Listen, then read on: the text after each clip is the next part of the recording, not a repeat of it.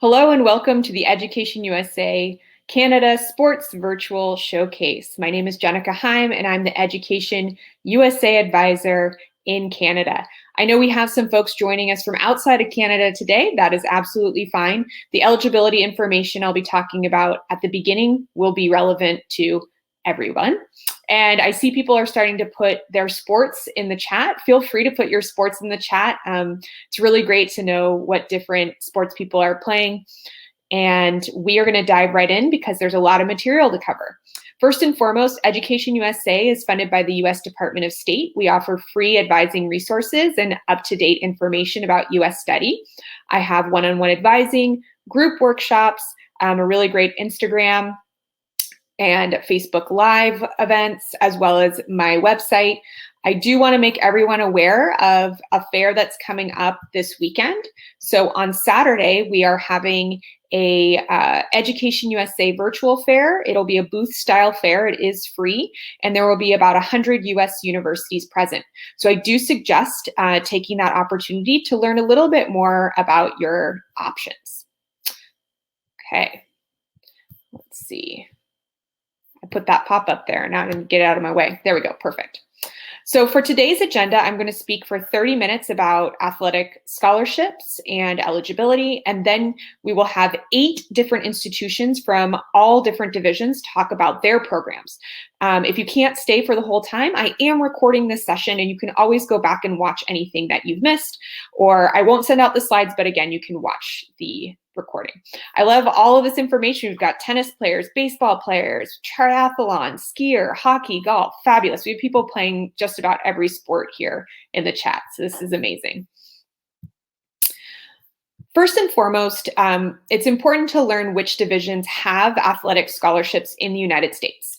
The National Collegiate Athletic Association, or the NCAA, is the largest athletic division or athletic conference in the United States, and it has 3 divisions. Divisions 1 and 2 do have athletic scholarships. Beyond NCAA, the other institution, other association that has sports scholarships for 4-year universities is the National Association of Intercollegiate Athletics, or NAIA. And the 2-year college division that has athletic scholarships is the NJCAA. There are additional divisions in the US that have competitive athletics, but would not have athletic scholarships. Division 3 in NCAA does not have scholarships. Most schools will have competitive club sports that are not scholarshiped. So sports like rugby, badminton, cycling tend to be sports that are very competitive but are not scholarship sports. And also 2-year colleges outside the NJCAA, like the California Community College Division or the Northwest Community College Division, also do not have typically athletic scholarships.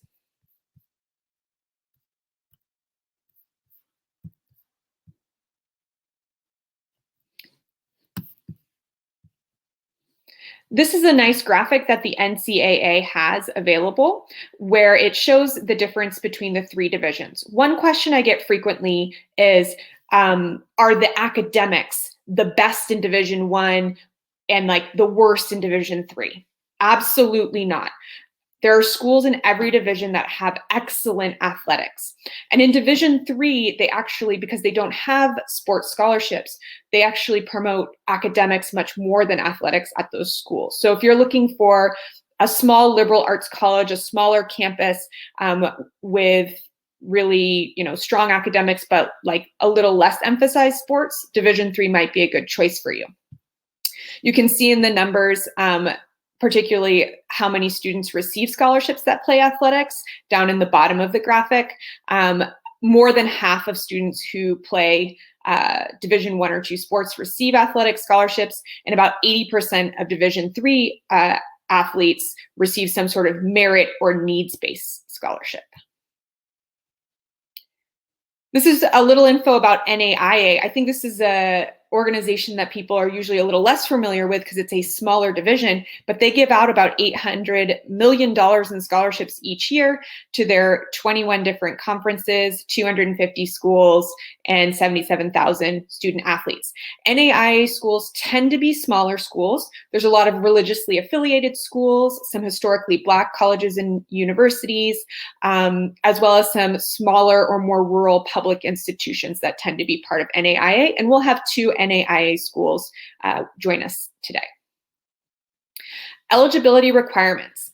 So for the NAIA, these are the 3 ways you're supposed to have 2 of the following of these 3 bullet points in order to be eligible in a normal year.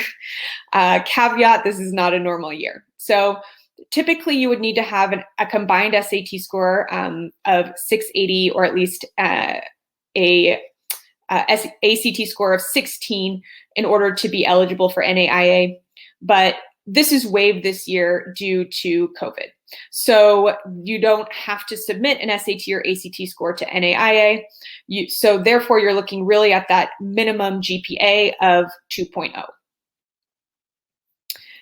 And we don't usually rank in Canada, so graduating in the top half of the class is a little bit harder typically to do for this particular eligibility requirement. So really focusing on that GPA is usually the top one. Oh yeah, so if the flyer is blocking your view, there's an X in the upper right corner. You just click the X and then it disappears out of view. So I'm sorry if that's still blocking some of your slides. Yeah, I noticed because of the color, it's white and the X is also white, but it is there. There you go. See people in the chat helping out with that too. So the NJCAA, as I mentioned previously, it's 2-year colleges. All you need is to graduate high school in order to be eligible to enroll in community college and play community college sports. For students who have fallen short of eligibility requirements for 4-year universities, this can be a really great route. It can also be a great route if you're just simply not getting the looks at Division 1 or 2 that you would like to get, and it can be a stepping stone. So it could be a great way to improve academics and or also get more looks in order to get picked up by a more competitive institution. So I'll spend a little more time on eligibility at the NCAA because that's a little bit more challenging to understand. So the NCAA is an eligibility center. It's a clearinghouse, which means its job is to make sure students are academically eligible and eligible as an amateur in order to play sports. It is a resource and it helps students through that process. It is not a matchmaking service. It is not a place where you can upload recruitment videos and additional materials. Coaches do not use that space to try to it's not a recruitment platform for finding athletes and matching with athletes. It's more that you get the ID number, and once a coach is recruiting you, they can use the center to make sure that you're on track with your eligibility. So they know you're in there and they can use your number to see that information, but they're not using that to technically search for athletes, if that makes sense. So the recruitment process has to take place kind of separately outside of the NCAA eligibility process. So the eligibility process is specifically for divisions 1 and 2 because this is an athletic scholarships process. I mentioned the 2 eligibility requirements are amateurism, and for most sports, this is not a challenge. You see a softball player here. Softball players are basically all going to be amateur athletes.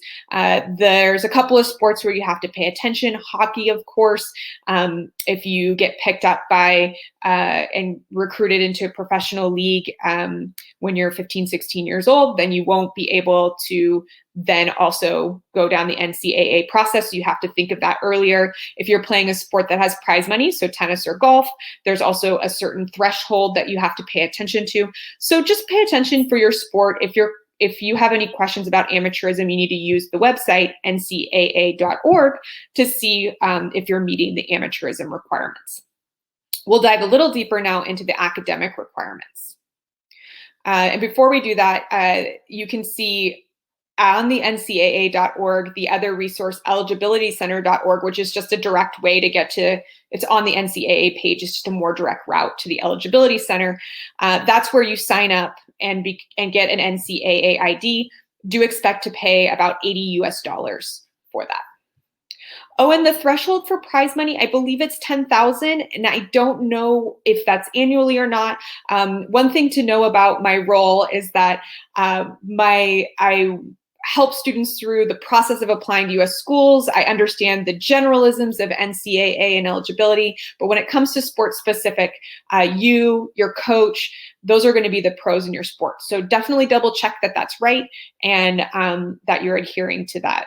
Whatever it is, but I remember the number 10,000. I think it's annual. I can't remember if that's right or not. So double check that. Okay, so core courses. This is the biggest part of academic eligibility when it comes to sports, is adhering to the core courses, which is why it's so important. If we have any grade 9 students, grade 10 students here, that's great, because the core courses are for your whole high school, grades 9 through 12. And if your high school starts at grade 10, like if you're in Alberta, grade 9 is still counted in this process. So it's never too early to start thinking about this process so that you're on track. For divisions, again, this is division 1, 2 for NCAA. If you're later in the process, grade 11, grade 12, and you're not meeting these requirements, you could still consider division 3, NAIA, or any 2-year colleges as your route. So this is what the 16 core courses look like. So the NCAA uses the term years, okay? That's a measurement that's more common in the United States. What it really means is a unit. So when we say a year of English, typically in Canada, that would be a semester or 1 unit of English, right? And when we say English, it also is first language of instruction. So if your first language of instruction is French, that will count towards your English requirements. Although I know most French language students also take English, and the good news is that those will count in that English requirement as well as that additional language or other course requirement down below. So for Division 1, you need 4 years. For Division 2, you need 3. So as you can see, it's just slightly different for Division 2. Division 2 gives us a little more flexibility. I'll just scroll through Div 1 for focus and for time's sake. So 4 years of English, so basically every year you're in high school, 3 years or units of math, 2 of natural sciences, 1 additional year of either English, math, or science, 2 years of social sciences, and social sciences tends to be a pretty broad category that has courses like history, psychology, anthropology. It's a pretty long list of courses. And then 4 additional courses. And the additional courses can be in anything I listed above, English, math, science, social science, or foreign language, and in some cases, religion or philosophy. So for example, I know some of the Catholic schools in Canada have like world religion classes that students take, and oftentimes that is available. If you've taken that course, that would count in the additional course category. The way that you find the core courses, if you have any questions which ones are eligible at your school, you go to ncaa.org/course list. I have that website right there. This is important. When you get to this website, there's going to be a place where you fill in things like names of school. Don't fill out any information, only submit your province, because what happens is you select your province, let's say it's British Columbia, and you press search. And then there'll be a little radio button that says British Columbia schools, and you click that. And then it's all the courses that are eligible for all the students in the whole province. It's set provincially. So that's true for Ontario, that's true for Manitoba. So when you go in that course list, you can then see all the courses that are available to you that will count towards your core courses. For students in Ontario, this is important. For students in Ontario, you need to take academic level courses. So those are D level courses when you're in grade 9 and 10, and it's U and M courses when you're in grade 11 and 12. If you've been on the applied or college track, then unfortunately you will not be eligible for Division 1 or 2 sports. Okay, so Tammy, you're asking in Alberta, high school's 3 years. How do you get 4 years of English? They count grade 9. The answer is yes. Grade 9 is counted as 1 unit. So grade 9 is part of, even though grade 9 is in your junior high school, it will be counted as part of your core courses. And one thing to bear in mind for Alberta students is that grade 9 will be counted as a full unit, but the grade 9 English, but the other courses, math, science, social sciences, they're only counted at 0.75. So it's really important that Albertan students really take those 3 years of math, 2 years of science while they're in high school as well, to make sure, because if you took 1 in grade 9, 1 science in grade 9, and 1 in high school, you will only have 1.75 units and you will be slightly short. Okay, so if you have any more questions about that, there's a document, and I'll put, there's a handout section here. So when I'm done talking, I'll upload it there. There's a document about the international requirements for each province, and it's explained in that document. And when Sarah asks 1 additional year of English, math, science, that is an or. Yes, there should be the word or there. English, math, or science, because that would be, mathematically would count us up to the 16 core courses. Okay, and so GPA wise, you would need a 2.3 for Division 1 and a 2.2 for Division 2. That is calculated on your core courses, and that is also calculated with your particular province's scale in mind. And each province's scale is slightly different. Again, it's in that international document I can share with you. And I see there's a lot of questions coming in. Do feel free to use the Q&A chat to enter a question if I don't get to it, and I'll make sure to type an answer to you later if I don't get to it verbally. SAT and ACT scores tend to be, in past years, is a requirement for eligibility.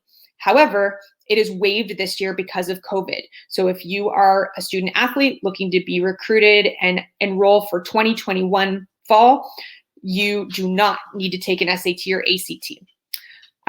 There's a student asking about the TOEFL. So the TOEFL exam is a requirement typically through the admissions process. The NCAA does not care about a TOEFL score. So these are, again, eligibility requirements to play sports. So you need to be able to meet these thresholds, meet or exceed these thresholds to be eligible for athletic participation and to receive a sports scholarship. This is different from being actually admitted to a university.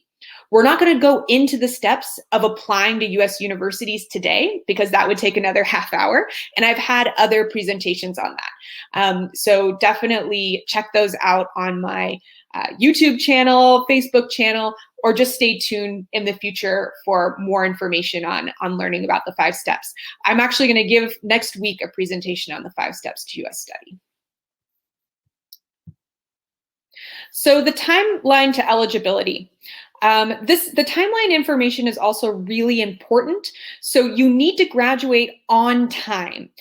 So high school, if it's a 4-year high school, you need to graduate in 4 years or 8 semesters. If it's a 3-year high school, you need to graduate in those 3 years. So that's really important in this process. You must complete 15 out of 16 of your core courses within those 4 years. You're allowed to take 1 extra core course after you graduate. I always like to bring up the movie The Blind Side because that's what's happening in that movie. He gets through 15 core courses and then he has to take that summer class. And that summer class hinges on his eligibility to be able to play football. So that's what's happening in that movie. You can watch it again with fresh eyes and understand what's going on there. So you too can take a summer class as your final core course, or if you decide to do an academic upgrading year, or what some people call a gap year, post-grad victory lap, you can take 1 of your core courses and will count during that year. And after you graduate high school, you have 5 years to compete and 4 seasons in the NCAA. So you have a little bit of wiggle room. So Tina wants me to confirm, yes, there's no SAT required for fall 2021 admission for the NCAA process. There are still a few universities that might require it, but for the most part, most universities are also going test optional. So it's going to be very rare for students enrolling in fall 2021 to have to submit an SAT or an ACT score. Tara's asked if you're graduating at 2022, what ACT do you need? So Tara,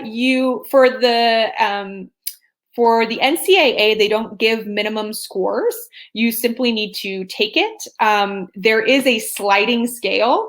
And so if you're, the only time when it really comes into play is if your grades are really close to 2.3, there's a certain score you need to get to make sure you're still eligible. So I would suggest if you're dangerously on that line to look up the sliding scale, but otherwise for the most part, there's no minimum cutoff score.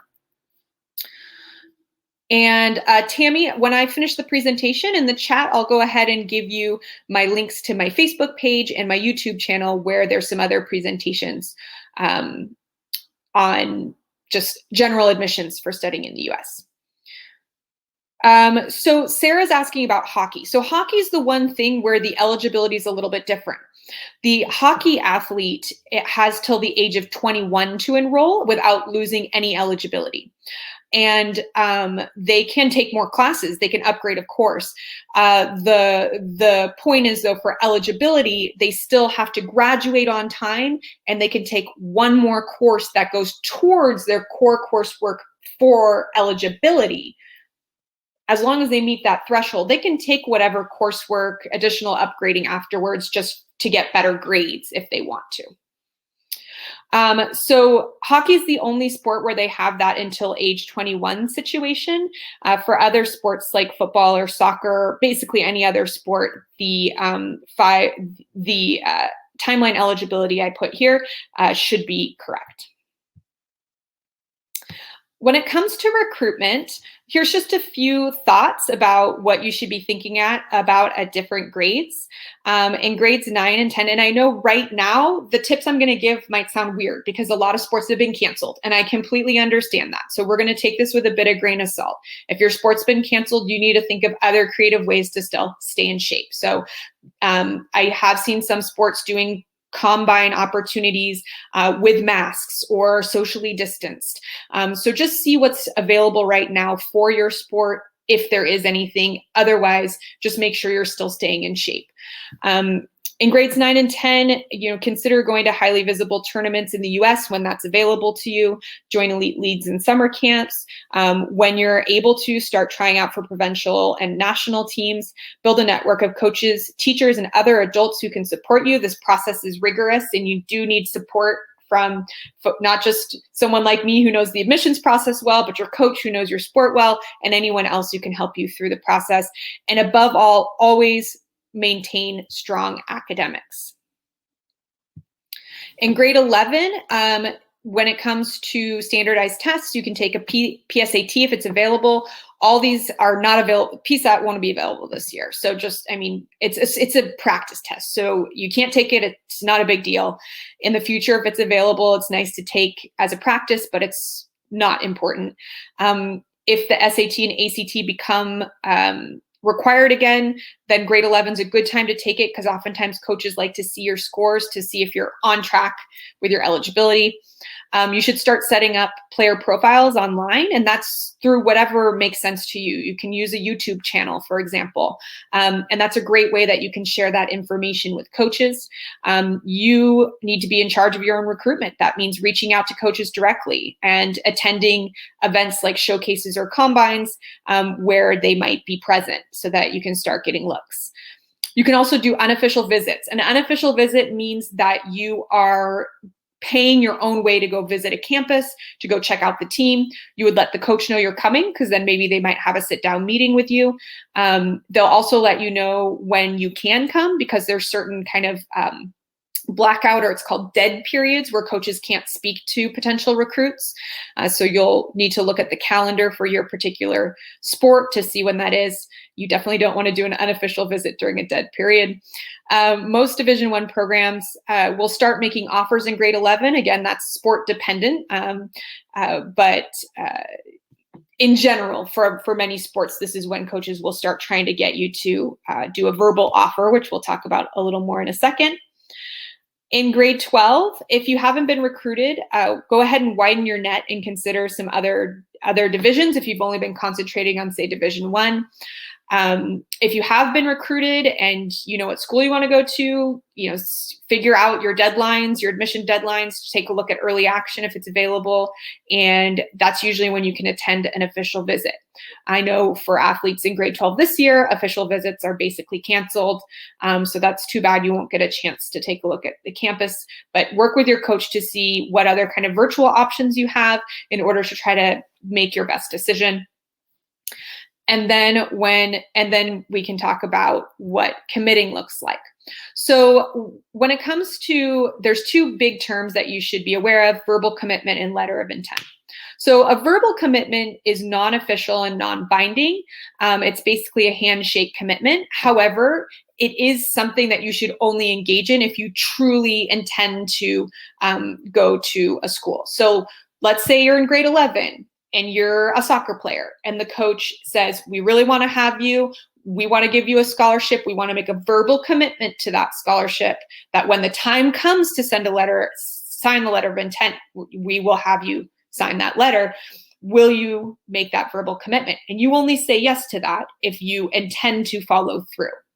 If you are still figuring things out, you say that to the coach. You say, I haven't decided yet, or whatever. So once, you don't have to make a verbal commitment. That's not something you have to do, but there's just some coaches that might ask you about this, and it's important to know what that means. And then the actual official signing, whenever you see like a picture of a student signing a document, put it on the hat of the new school, they're signing the National Letter of Intent. It has its own website, nationalletter.org. This is a binding agreement. Now you've committed to the school and the school's committed to you. All recruitment ceases, and this is the scholarship document that you're signing. The initial signing date is November 11th, and it goes all the way until next August. And so it's a fairly large period when students can sign those letters, except for football and basketball, which have some narrower periods. I didn't include that information here, but if you're a football or basketball player, you can go to nationalletter.org to see exactly what your dates are. A few final tips.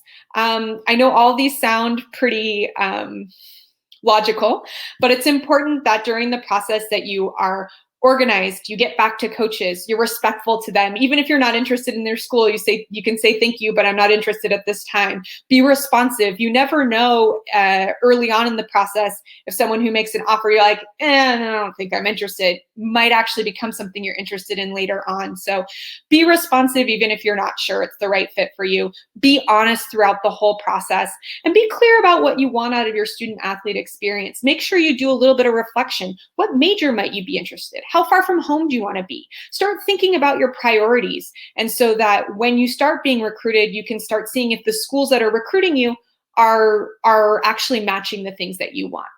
And remember that good grades are critical to your success. Not all scholarships are full scholarships. A lot of them are partial, which means if the school also gives some merit-based scholarships, the better your grades, the more likely it is you'll get more scholarship dollars from the institution to help you with your experience. So make sure that you're staying on track with your education. It's super duper important. So I have 2 minutes left. I'll try to answer what questions I can, but if I didn't answer your question, put it in the Q&A chat. So if you look above the chat, there's a Q&A section. You can put a question there. I'll go in, I'll answer it while our next presenters are presenting. There's also a private chat function, which is like an instant messenger, and you can instant message me that way. What we're gonna have coming up next is eight different universities from all different divisions. NCAA divisions 1, 2, 3, NAIA, and community colleges. So you can really start to get an understanding of the differences and similarities between the divisions and the programs. They're going to talk to you about their schools and their athletics. Make sure that you ask them questions, and they're going to save more time for questions than I was able to do. Okay, so the other thing I want to remind you is that I do a lot with Instagram. So here's another pop out. Remember, you can click that X to get rid of it. You can follow me on Instagram for more information about live events and other events that we'll be doing. I'll answer a couple of questions and then I'm going to hand it over to my colleague from Columbia College. Drew, grade 12 is not too late to start. It's never too late to start contacting coaches. You just need to be realistic with who you're contacting. So it depends on your sport. Also, the recruitment calendars are different for every sport. So for some schools or sports, grade 12 will be a little bit late in the game, but for some sports it won't be. And just cast a wide net is a good piece of advice. So, not just Division I, but consider Div 2, Div 3, NAIA, or if you could also use community college as a springboard. And yes, Santiago sports scholarships can be admitted before being offered to the college, before being admitted to a university. But you do need to make sure you also apply to the university. That's a critical step in the process as well. So now that it is indeed 3:30, like I said, put your next questions in the Q&A. I'm happy to answer them there. And I'm going to hand it over to my friends at Columbia College, Eric and Cindy. I'll let you two take it away. Perfect. Thank you so much, Jenica. So like she said, my name's Eric Neeson. I've got Cindy Potter with me here as well. She's the assistant athletic director, and I'm the enrollment manager here. So I'm basically in charge of all of our recruitment. So we're going to talk a little bit about Columbia College, the admissions process, some scholarships, and then Cindy's going to get into the athletics side. So first thing about Columbia College. So we're a private four-year school. We're a pretty small campus. We've got about 1,000 students on our campus roughly. So students that choose us, they're kind of looking for that smaller environment, smaller feel for sure. An average class size here is about 15 to 20 students. And then the biggest class you can ever have with us is capped at 35. So you're never going to be like in a huge lecture hall, which is, again, a big draw for a lot of our students. We offer about 35-ish majors, and we've got some slides that will go over that. But of course, you can go to our website and check that out too. Another thing that's unique about Columbia College is that we are in a big college town. So actually, the University of Missouri is here and some other smaller colleges. And so there's lots to do. It's very, college age focused. And so it is a lot of fun. And again, there's lots to do with restaurants and shops and concerts and all that fun stuff. So our admission requirements, so to get in, it's going to be a 2.5 high school GPA, and then either a 21 on your ACT or finish in the top half of your graduating class. Now, I know you guys don't do class rank, so we'll skip over that there. Now, this year, because of COVID, we are going to be test optional. And so if you have a 3.0 GPA, you will automatically be admitted without a test score. And then if you're a transfer student, so if you've already been, at another institution and have over 24 college credit hours, you're going to need a 2.0 college GPA to be admitted.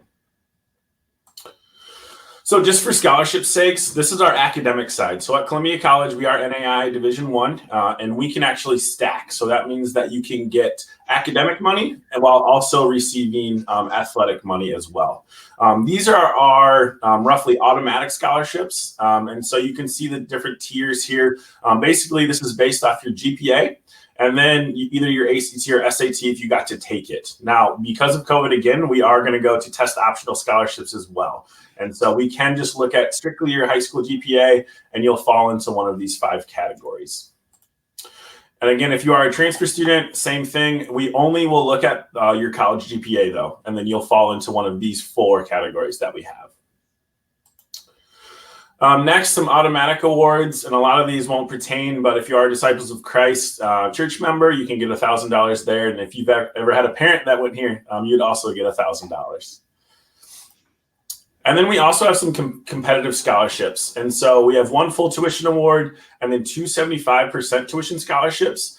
To qualify for that and to be able to compete for that, it's a 3.7 GPA and then a 27 super scored ACT for eligibility. Again, we are looking at, possibly just looking at GPA for that because we know that not all of you are able to take the ACT or SAT. We're also going to have some diversity, leadership, and first generation awards. And to qualify to compete for that, you're just going to need a 3.0 GPA. Definitely highly recommend all students that compete you're going to get some type of money. And so it's definitely going to be a really, fruitful event. Again, if you're considering Columbia College, to do that, you're going to have to apply to Columbia College and be accepted. Of course, sign up for our scholarship day. It's going to be December 5th. It will be virtual, and we'll send you, the instructions for that if you are interested. So these are some of our majors. We do have business is our most popular major. So you can see we have lots of different avenues in the business field here. We actually just built a brand new residence hall. Last year, it opened up in 2019. And then on the bottom of it actually houses our School of Business. And so we've invested quite a bit into our business program, really nice classrooms. All our faculty offices are in there. And so again, business is a really big one here at Columbia College. Up next, we've got our natural sciences and mathematics school. So you can see we offer things like biology, chemistry. A lot of times, we hear a lot of students that are interested in pre-med, and you're mostly going to probably major in, say, a biology or a chemistry. I just wanted to point that out because we don't, list that we have the pre-med here. Forensic science is really big at our school. We're pretty unique. We're one of 2 schools in the entire state of Missouri that actually has that as a major. And then nursing is also really big here, so I wanted to touch on that. We do have a whole hospital wing set up for our nursing students. There's like 10 hospital beds. We've got simulators in there that'll talk to you. You can take their heart rate, blood pressure. One can give birth. I know, a little crazy, but hey, good practice. So, and then the last school that we have is our humanities, arts, and social sciences. So you can read through this. A lot of, arts is really popular here. Education, philosophy, political science, psychology. So again, lots to choose from. So some things that, what makes us special. So because we are so small, you're going to really get to know your professors, and they're going to get to know you. We do not have teacher assistants or TAs at our school. And so what that means is that professors are teaching your freshman year courses all the way through your senior year. So again, you're really going to be able to build those relationships with them and talk about, getting that personalized letter of recommendation. You're definitely going to get that. And again, you're going to get a lot of attention, a lot of focus. We are not a research, driven institution. So our professors, their main focus is teaching you, the student.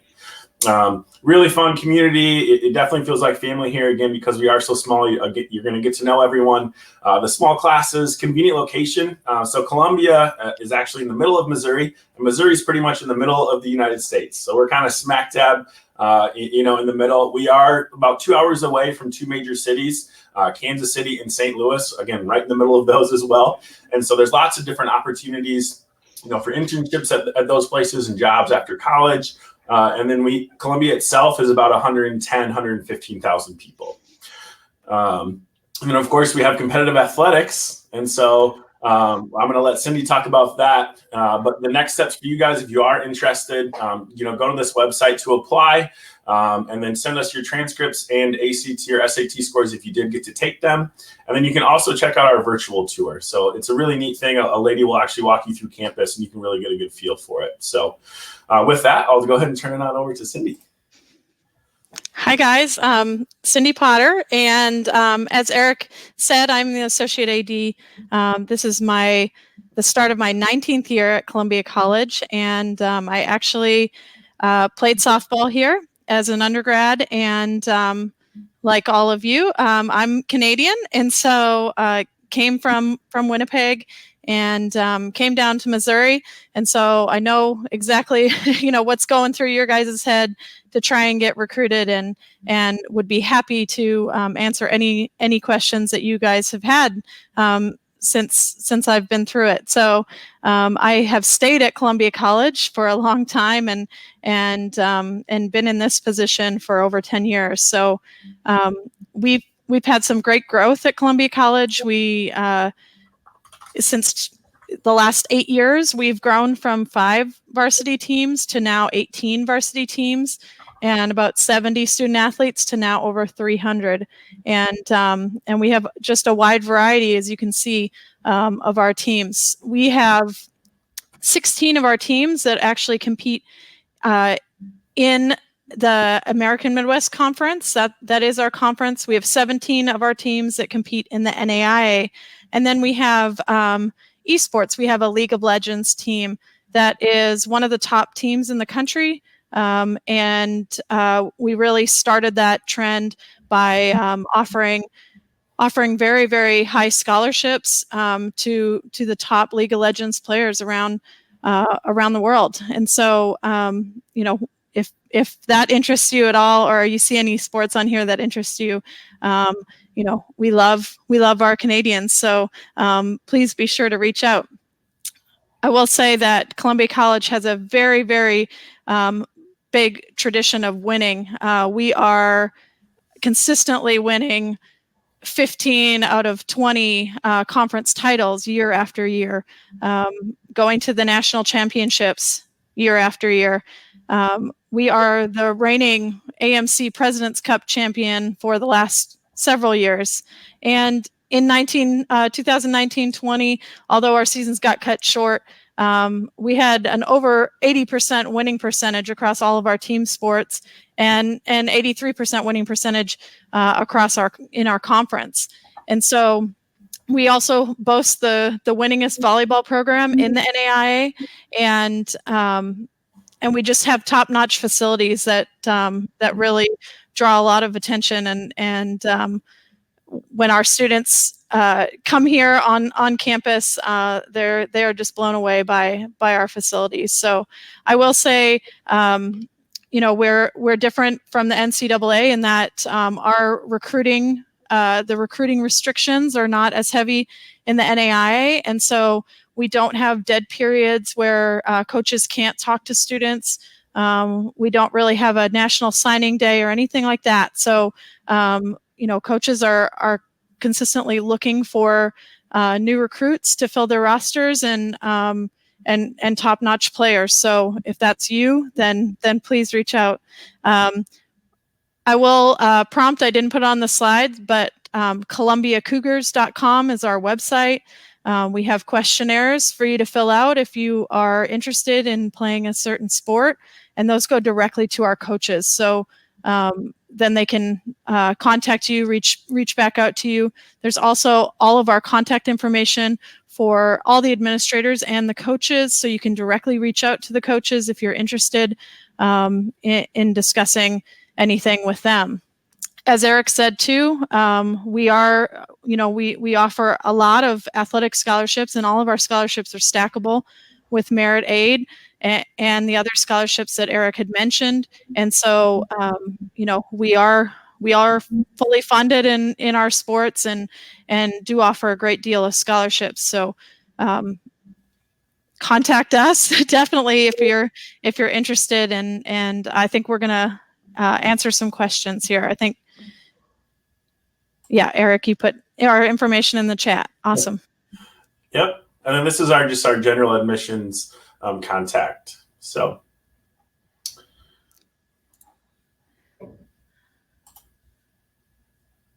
thank you, Joel.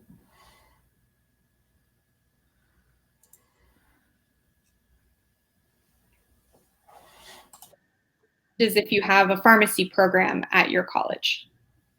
So we don't have a pharmacy school. You could come to us, and essentially it's kind of like the pre-med track. You can major in biology, biochemistry, chemistry, whatever kind of sets you up to get into that pharmacy school. And then yes, we could send you off, and you've met all the requirements to get into pharmacy school. And a few students have asked this question, how can a foreign student get attention from coaches? And I do want to caveat, we have Canadian students in the group, but we also have some students from Latin America as well. And so maybe you can let them know what's the best way for them to contact coaches and start generating some interest. I would say that the best way is to send a message, an email message to the coaches, and include as much information about yourself as possible, and really any sort of video of you playing, any sort of information about your academics is really, really helpful. But make sure that your email is specific, directed to that coach. The coaches get so many spam emails that aren't directed solely to them. So make sure that you're looking at that college and you're actually interested in going to that school before just reaching out and sending out blanket and generic emails.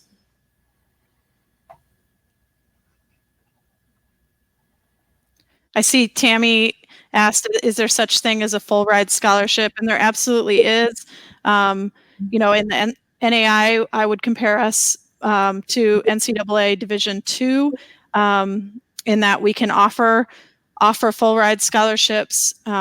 We're very competitive, but we don't have a lot of the same rules as maybe Division I would have, as many restrictions and things like that.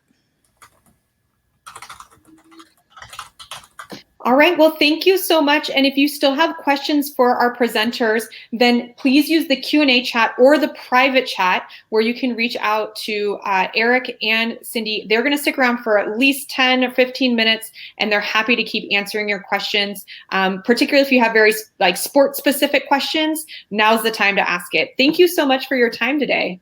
Thank you. Thank you, Jenica. You're welcome. And I just want to clarify something I said earlier. I said the PSAT is canceled, and I apologize for saying something like that off the cuff.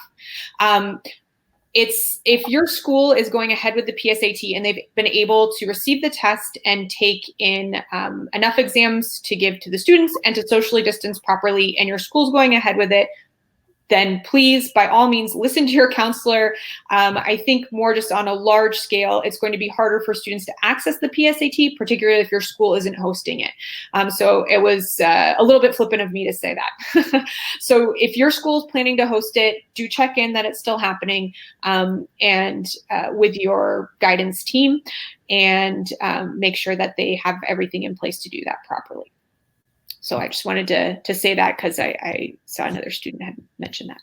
Okay, so we have our next school coming up is Florida International University. Florida International is a Division I NCAA school. And we will be having our colleague from Florida at FIU, Sophia, will be presenting. So we're just waiting for her to come on mic and camera. In the meantime, I'm going to take Santiago's question. So Santiago's asking about triathlon. So if you're part of a sport that doesn't have sports scholarships, like triathlon for men, like sports like rowing or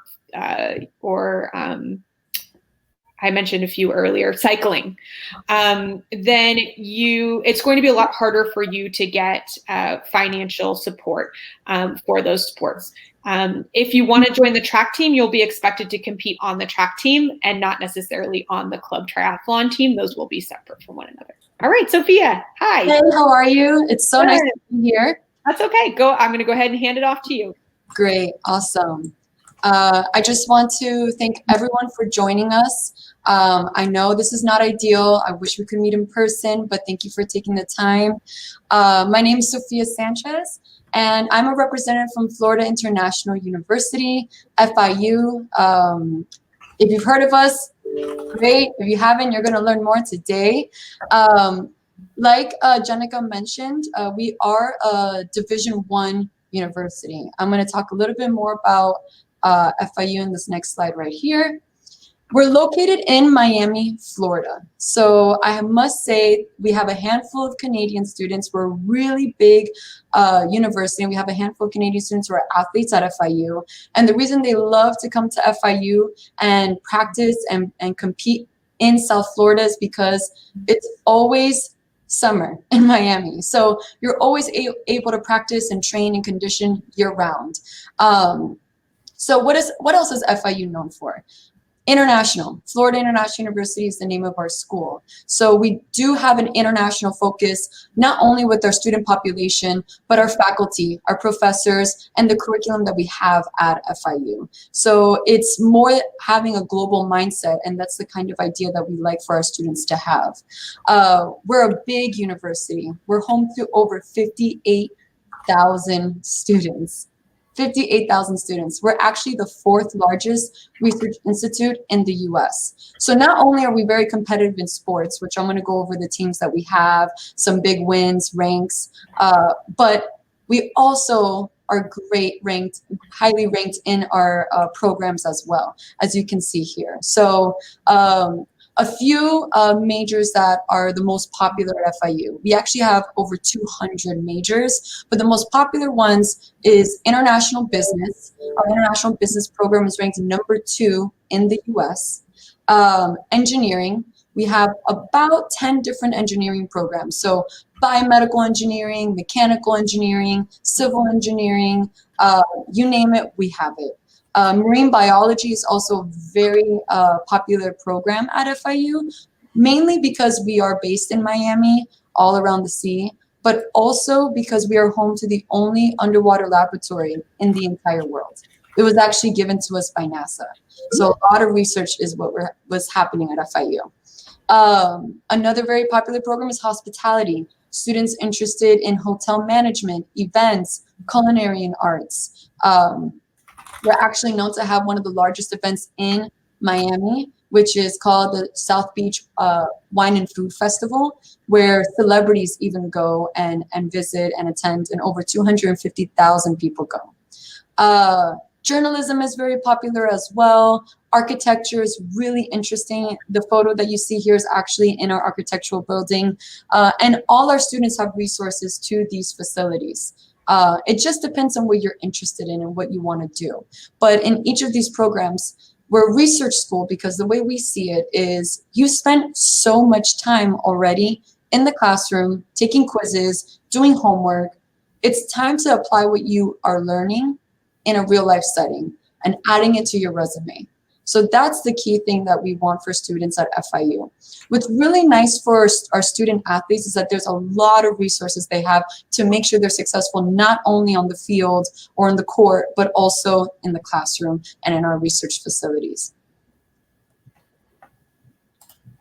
One of those resources I want to mention is your own academic advisor. So this person is someone who travels with the team, is with you, understands your program, knows their professors, will assist you every step of the way and make sure that you stay on track, that you are taking the necessary courses that you need, that you're getting the good grades. If you need some assistance, they will set you up with tutoring.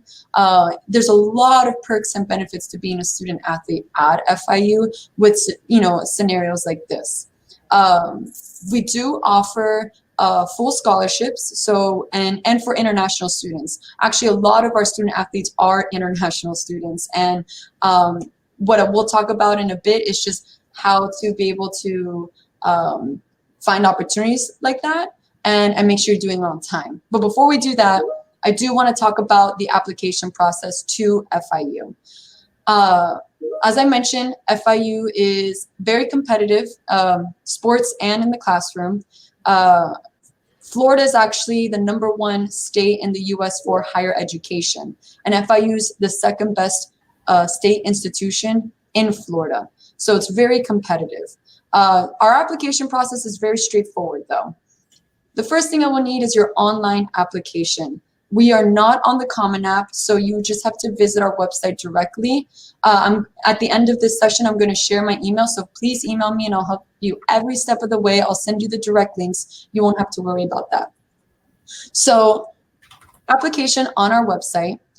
The second thing I would need is for either your high school counselor, or if you're attending another college or university, your transcripts from that institution, okay?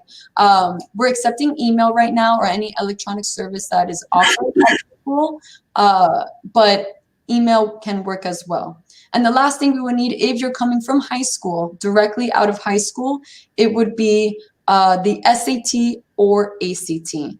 That is a state requirement by the state of Florida, so the other state schools will also request this. However, there are alternative pathways to enter FIU without the SAT or ACT. So later on in 2021, if you in your region the SAT or ACT was not accessible, we will come up with a pathway for you. However, we're advising students to continue and try and see if it is available in your region. What's good is that the application deadline to FIU for the fall semester is April 1st. What's also good is our office is working closely with international students and we're flexible with our deadlines. So you do have a lot of time to put together your transcripts, see if the SAT or SAT is available, and register for the test. If you are not coming from a high school, that's also okay. we will just accept either TOEFL, IELTS, or Duolingo. Duolingo is an English test that you can take virtually through, your computer at home. So what do we come here for? Playing sports, right? Like I mentioned, we are a Division I school and under the Conference USA. Take a look at the teams that we have. There is a little bit of a disparity. There's more women athletes at FIU, or there's more women teams at FIU than the men teams, but here's the list. For men's sports, we have baseball, basketball, football as in soccer as well, track and cross country. And for the women, we have basketball, beach volleyball, which is very, very highly ranked, golf, soccer, softball, swimming and diving, indoor volleyball, tennis, and track and cross country. If you do not see your sport here and under the men or women's team, if it's not here, then we do not have it. But we do have intramural sports. Okay, so if you want to learn more about that, you just want to continue to play during your time in college, we can talk. But if you're specifically looking for a scholarship and to play for the university, these are the things you need to look at.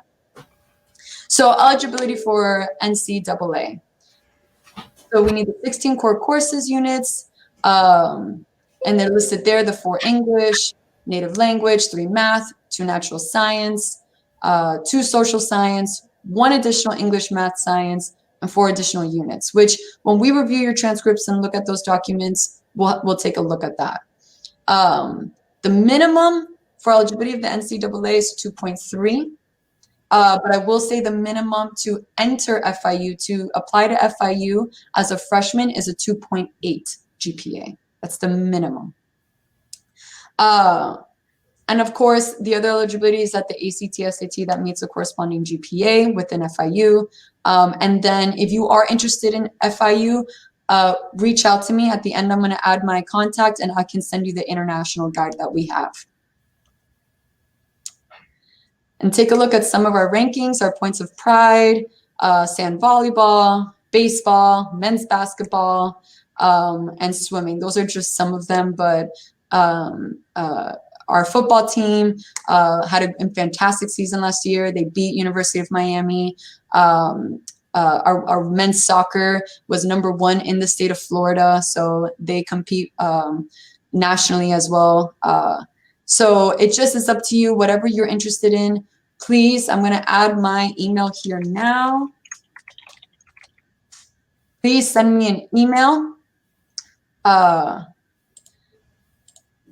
And then you can connect with us, right? So go ahead. We have an Instagram. It's follow for follow. So if you follow our Instagram, we'll follow you back and you can see all the great things we're doing at FIU. You can take a look to see if you enjoy being on our campus, living at FIU in Miami. You can also chat with an international student. If you visit our website, you can talk to an international student, or if you really want to talk to someone that's within your team, go ahead and, or within your sport, go ahead and send me a message, and I'm happy to connect you with someone as well. I guess we can leave it open to some questions. Let me see if I have any.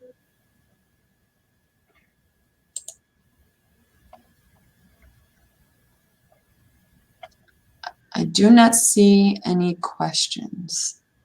That came through in the public chat. So just to confirm, Florida International, as well as the other public institutions, are currently still requiring the SAT and ACT for admissions?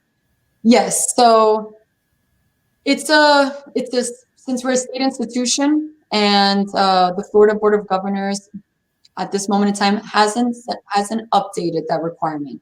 Okay. So it will be irresponsible of us to not continue to ask until they provide an update or any changes. But like I mentioned, there are different pathways to FIU as well. So in any case that the SAT or ACT is not available, is not an option, that's what I'm here for. I'm here to help students every step of the way.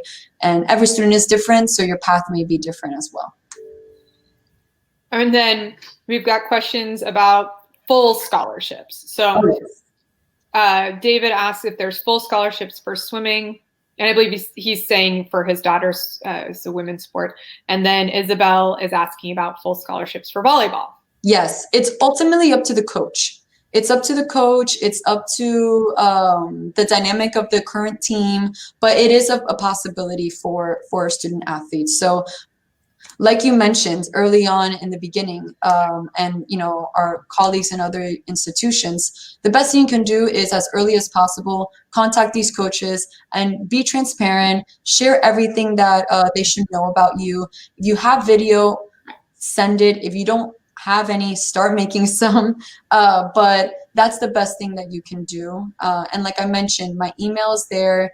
Jenica has my email as well, so you can reach out to me. I can share with you the list of coaches and their contacts. So it's on our website. They're just waiting for students to reach out to them with interest. Awesome. And to wrap up, there's a couple of tuition questions. Mm-hmm. So the regular tuition for FIU for international students is what? So the regular tuition for international students or students who do not show Florida residency, tuition is $18,000 a year. So and then for Canadians, if you receive the Florida Canada Linkage Institute, or for students from Latin America, they receive the LACSA scholarship, then the tuition would be? It's basically $6,000. It's the in-state cost. So it's $6,000 per year. Okay. So yeah, students are able to do those linkage programs. And like I mentioned, I'm here to help. So every student's path is different. Awesome. Thank you so much, Sophia. And Sophia's going to stick around. Please send her direct messages through the private chat and the Q&A, and she's happy to keep the conversation going. Thanks a lot. And I realized I apologize to my Columbia College Cougars. I forgot to also put up their pop out. So I just did the Florida one, and then here's the one for Columbia. If you wanted to learn more from their page, of course, I did their poll. You see, I do a poll at the end of each person's talk where I ask if you would like follow-up information from that person, and they will, they're going to send you some of the outreach they've been talking about. So if you're interested, just simply click yes on that poll, and I will give your email address to the person who presented. We're just waiting for our colleagues at Transylvania to jump on mic and camera.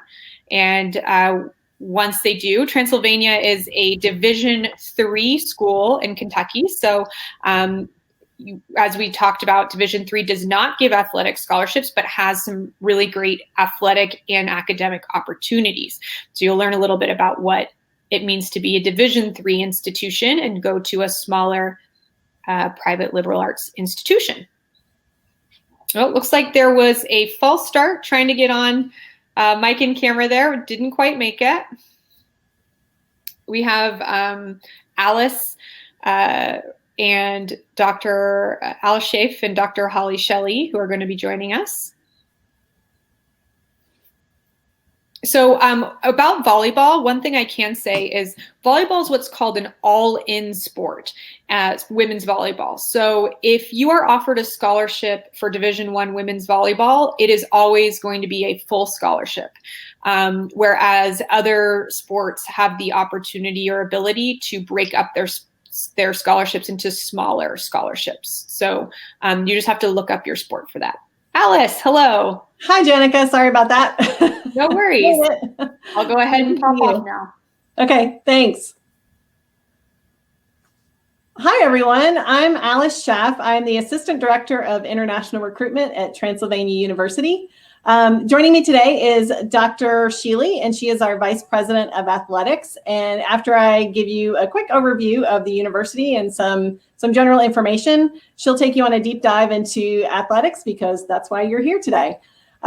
So just to get started, we were founded in 1780. Transylvania is the 16th oldest university in the U.S. We are right in the middle of downtown Lexington, Kentucky, and we are one of only 9 U.S. universities, small private universities, that are located in the downtown area of a major city, of a city of 350,000 or larger. And as you can see from this gorgeous picture, we really are right on Lexington's doorstep. So any arts, culture, and current interests that you have are there, as well as opportunities for future success for our students.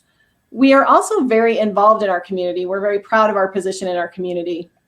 And our students have lots of opportunities to engage in community service.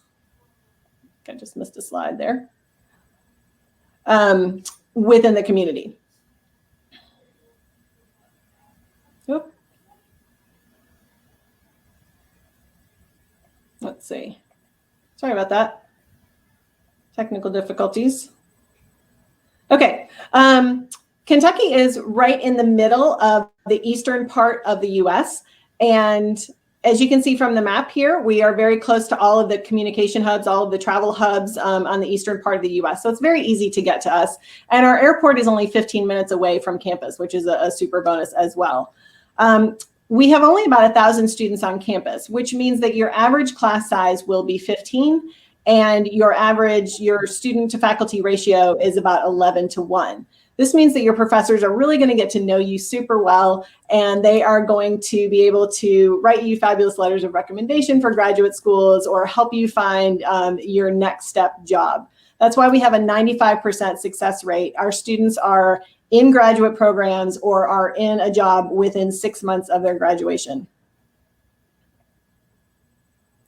Here's one of our classrooms. As you can see, appropriately socially distanced at this point, but really the advantage of having small classes in the first place is that this is basically what it looked like before COVID. You can see that the desks are movable. Most of our classrooms, everyone is sitting in a circle or around a big table so that you can really get engaged in conversations. We have 46 majors, or the ability to design your own. And actually the design your own major is probably our most popular right now. We also have very strong pre-professional programs. So if you go through our pre-law program, 100% of our students who are recommended to law schools get into law schools. And are over 95%, about 90 to 95% of our students each year that are recommended to medical programs get into those medical programs. So we have this very strong pre-professional advising track that, again, goes back to that relationship that you're going to build between you and your professor. Here's some information about our community service. Again, with our involvement in our city, over 90% of our students are involved in community service. And oftentimes that's with your sports team, that teams as a whole will get together and take on an organization or a project and again, have that sort of bonding time together off the field or off the court. And we were recently named one of the top 10 liberal arts colleges in the US for community service. We have excellent academic scholarships for students, and we are SAT and ACT optional for native English speakers or for students who have been studying mostly in English in high school. So I'm going to turn it over to Holly. Holly, are you here? Were you able to get your camera on? I had a little bit of trouble too. I think I might.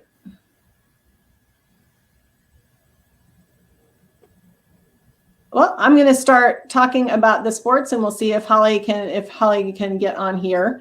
As you can see from this slide, we are over 41% student athletes, and actually a lot of our international students are athletes. We have a lot of success in all of our programs, and it sort of comes down to your relationship with your coach and the ability that the coaches have to build a strong team. Our teams are working together on the court and on the field, but also off through these the different opportunities for community service, for living together in the dorms, obviously traveling together a lot. We have excellent facilities as well. We are Division III, so we don't have sports-specific scholarships. Holly, I can see your screen, but can we at least hear you? I think we're getting close. We don't have sports-specific scholarships, but a lot of times if you look at what other schools might be able to offer through sports-specific scholarships, you might actually do better with some of our merit scholarships if you're a strong student. The thing that I like about working with our coaches is that the coaches understand that you are a student athlete. They are very supportive of you with your classroom activities. And in turn, your professors are very supportive of you as an athlete. You're going to see your professors in the stands at your games or on the sidelines at the field. They're really supporting you, and they know that you have a busy schedule, and they work with you around that.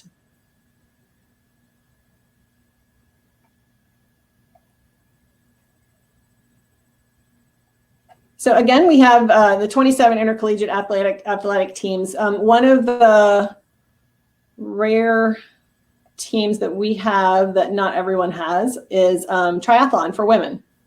So that's something to look into. We also have equestrian, which of course makes sense when you're in the horse capital of the world.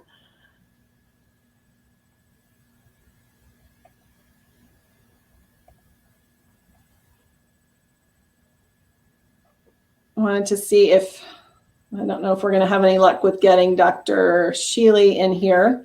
So do we have any questions for us? Yeah, Alice, it looks like she logged out. So I haven't seen questions come through. So now would be a really great time to ask Alice some questions about Division III athletics, what it's like to be a student athlete.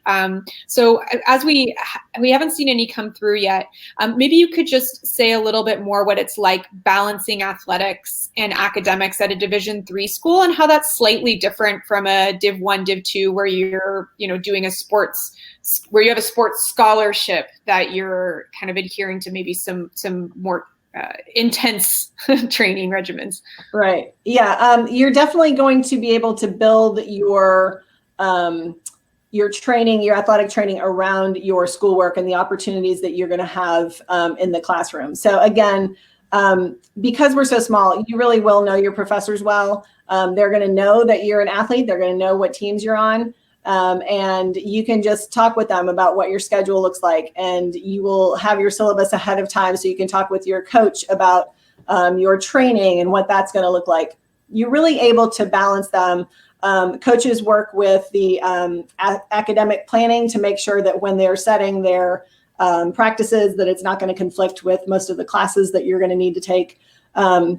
So it is so nice that we're small and that you can just kind of work those things out quite easily.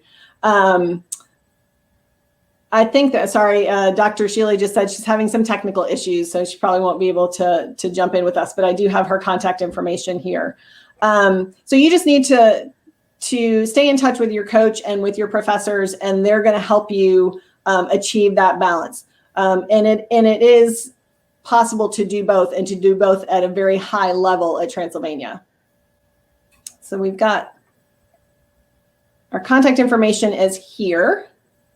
So again, Dr. Sheely is our Vice President of Athletics. She's an excellent contact if you have sports specific questions.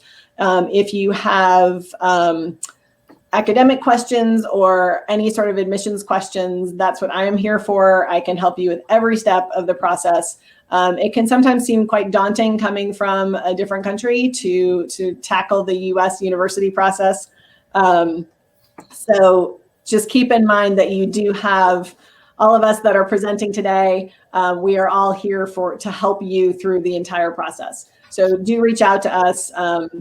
Do connect with Transylvania. We will be getting you on a mailing list, and you'll get all sorts of information, and you'll be able to connect with all the people you need to find on Transylvania's campus.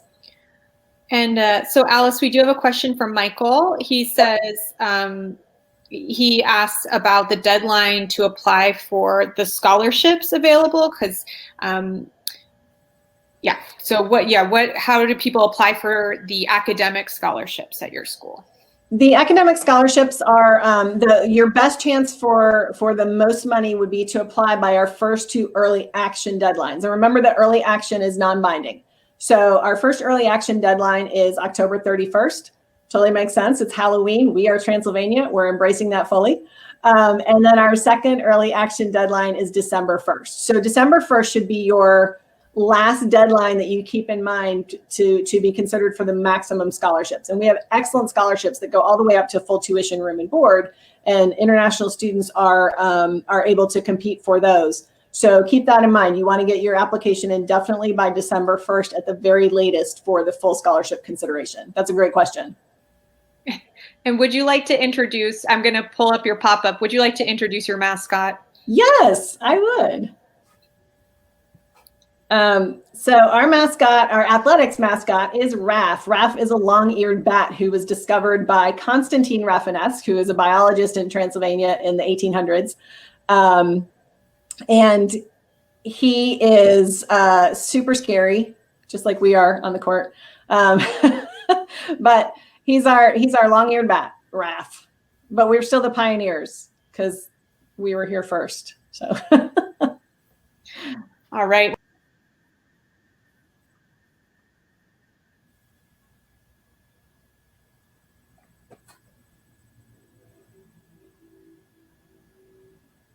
Thanks, Jenica. I'm going to turn off mine.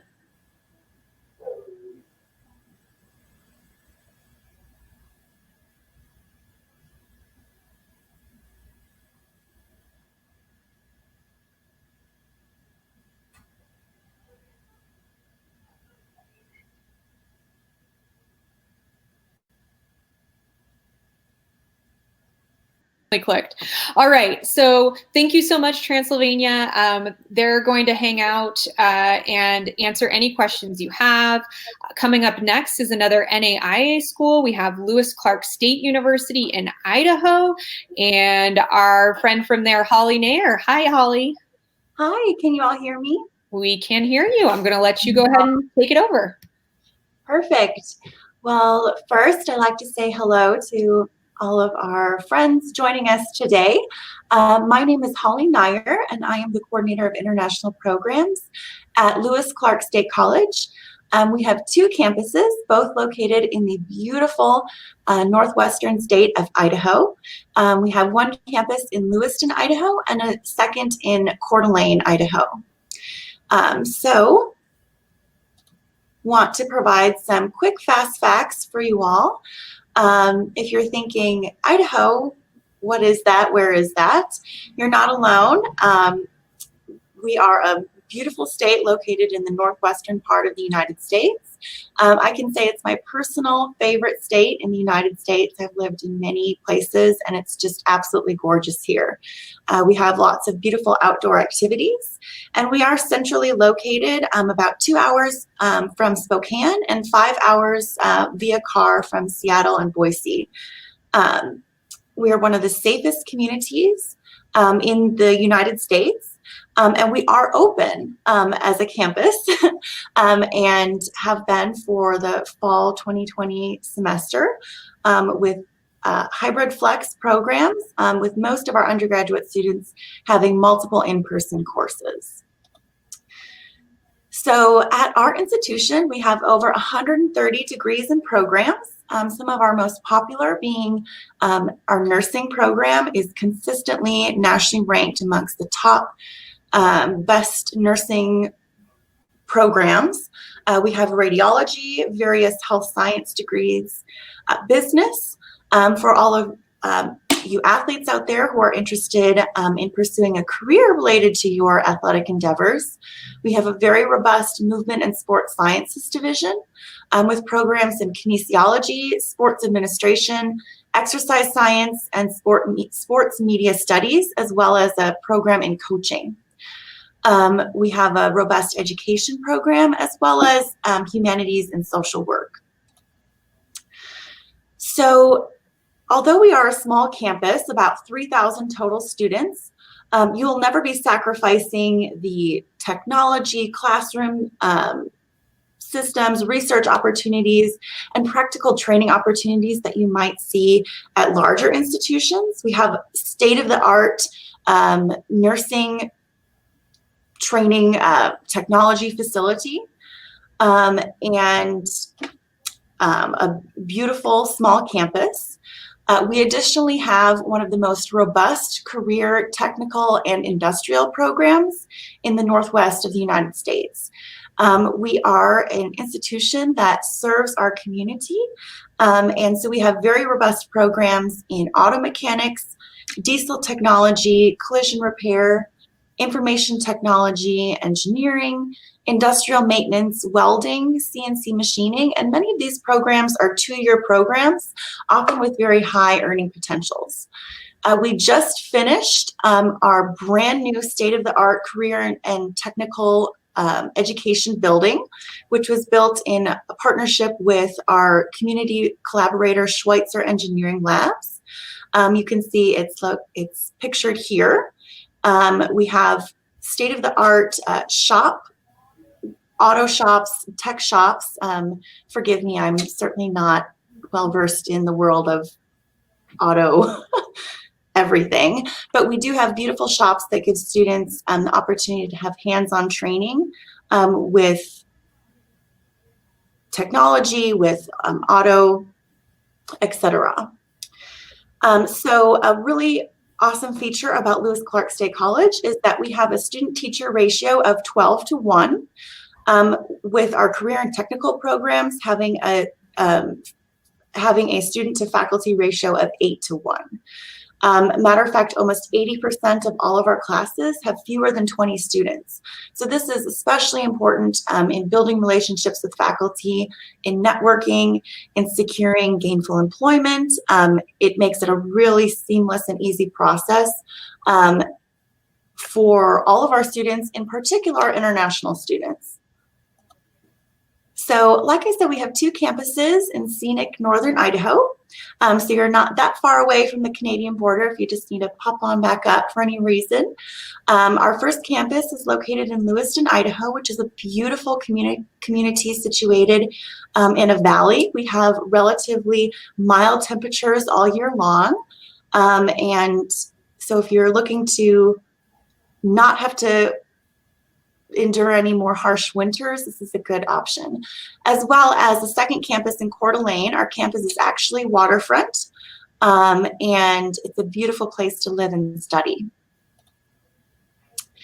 If you don't know that much about Idaho, it's kind of a hidden gem in the United States. We have some of the world's best fishing, hunting, and outdoor recreation activities, such as whitewater rafting. Lewiston, Idaho is located on the confluence of the Snake and Salmon rivers, so there's ample opportunities for water sports, water skiing, jet skiing, and then all of northern Idaho is just one beautiful outdoor excursion. So hitting on our athletics programs, we are in the NAIA division, and we have 12 teams, many in the Frontier Conference. We have brand new state-of-the-art facilities, including an indoor baseball and tennis center complex. We were actually one of the first major indoor tennis center complexes in the United States at a collegiate level. So one of our more well-known programs is our baseball program. And we have been the host of the NAIA World Series since the year 2000, so going on 20 years now. We have won 19 NAIA championships and have had a total of 17 players and counting who have gone on to play professionally in the American Major League Baseball Association, many playing for teams such as the Yankees, Athletics, etc. We also have volleyball, which is ranked number 24 in the NAIA national rankings. And we also have several players from our team who are consistently recipients of All-American honors. Our basketball teams, both men's and women's, are both coached by Idaho Athletic Hall of Fame head coaches and consistently ranked in the top 25 in their divisions. One great thing about a small school like Lewis and Clark State College is it's always a packed house. Basketball and sports are a huge part of our community around here, so you'll always have a strong home team advantage. Our tennis team is almost entirely comprised of international students. So if you are a tennis player who's looking for a great group of students as a team, we can totally offer that.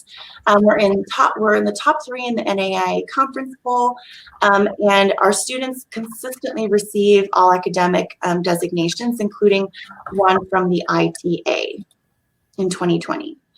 Golf, I have several Canadian athletes who play for our golf team, both men's and women's. We have some beautiful golf courses located in the valley, as well as a very famous one up in Coeur d'Alene, which includes a floating green hole. So if you want to play golf on an island, we have that. We also have men's and women's track and field, and also men's and women's cross country, with multiple All-American athletic awards going to our team players, and yearly national appearances and titles. So lastly, I'll talk a little bit about a cost of attendance as well as scholarships that we have before opening it up to questions for all of you. We have the lowest tuition in the state of Idaho of any public institution. So our in-state tuition for Idaho residents for 1 year sits at $6,982. Out of state per year is situated at $20,238. We offer extremely affordable living situations. We're one of the most affordable communities in the United States, with the average student paying for a nice one-bedroom apartment anywhere between $400 to $800 a month. So another positive about living in a small community, I can say that moving here from Malibu and Los Angeles, that has been a major plus. So we offer many scholarships, both in athletics as well as academics, with our International Academic Scholarship, which, depending upon GPA, can go up to $5,000 a year.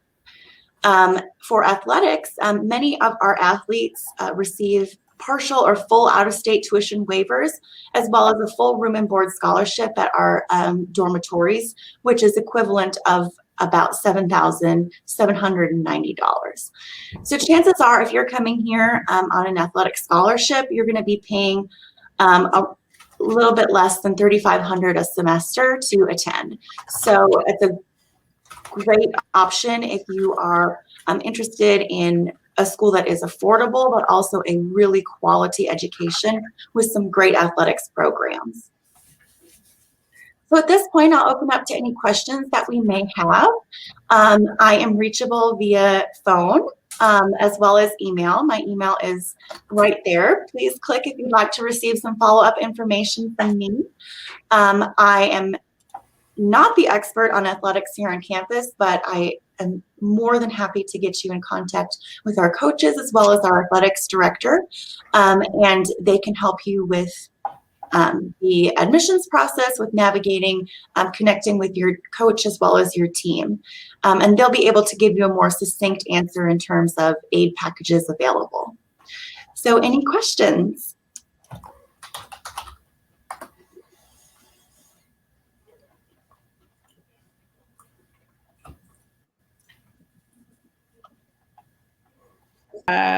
It looks like Muna was asking if there's dentistry at your institution.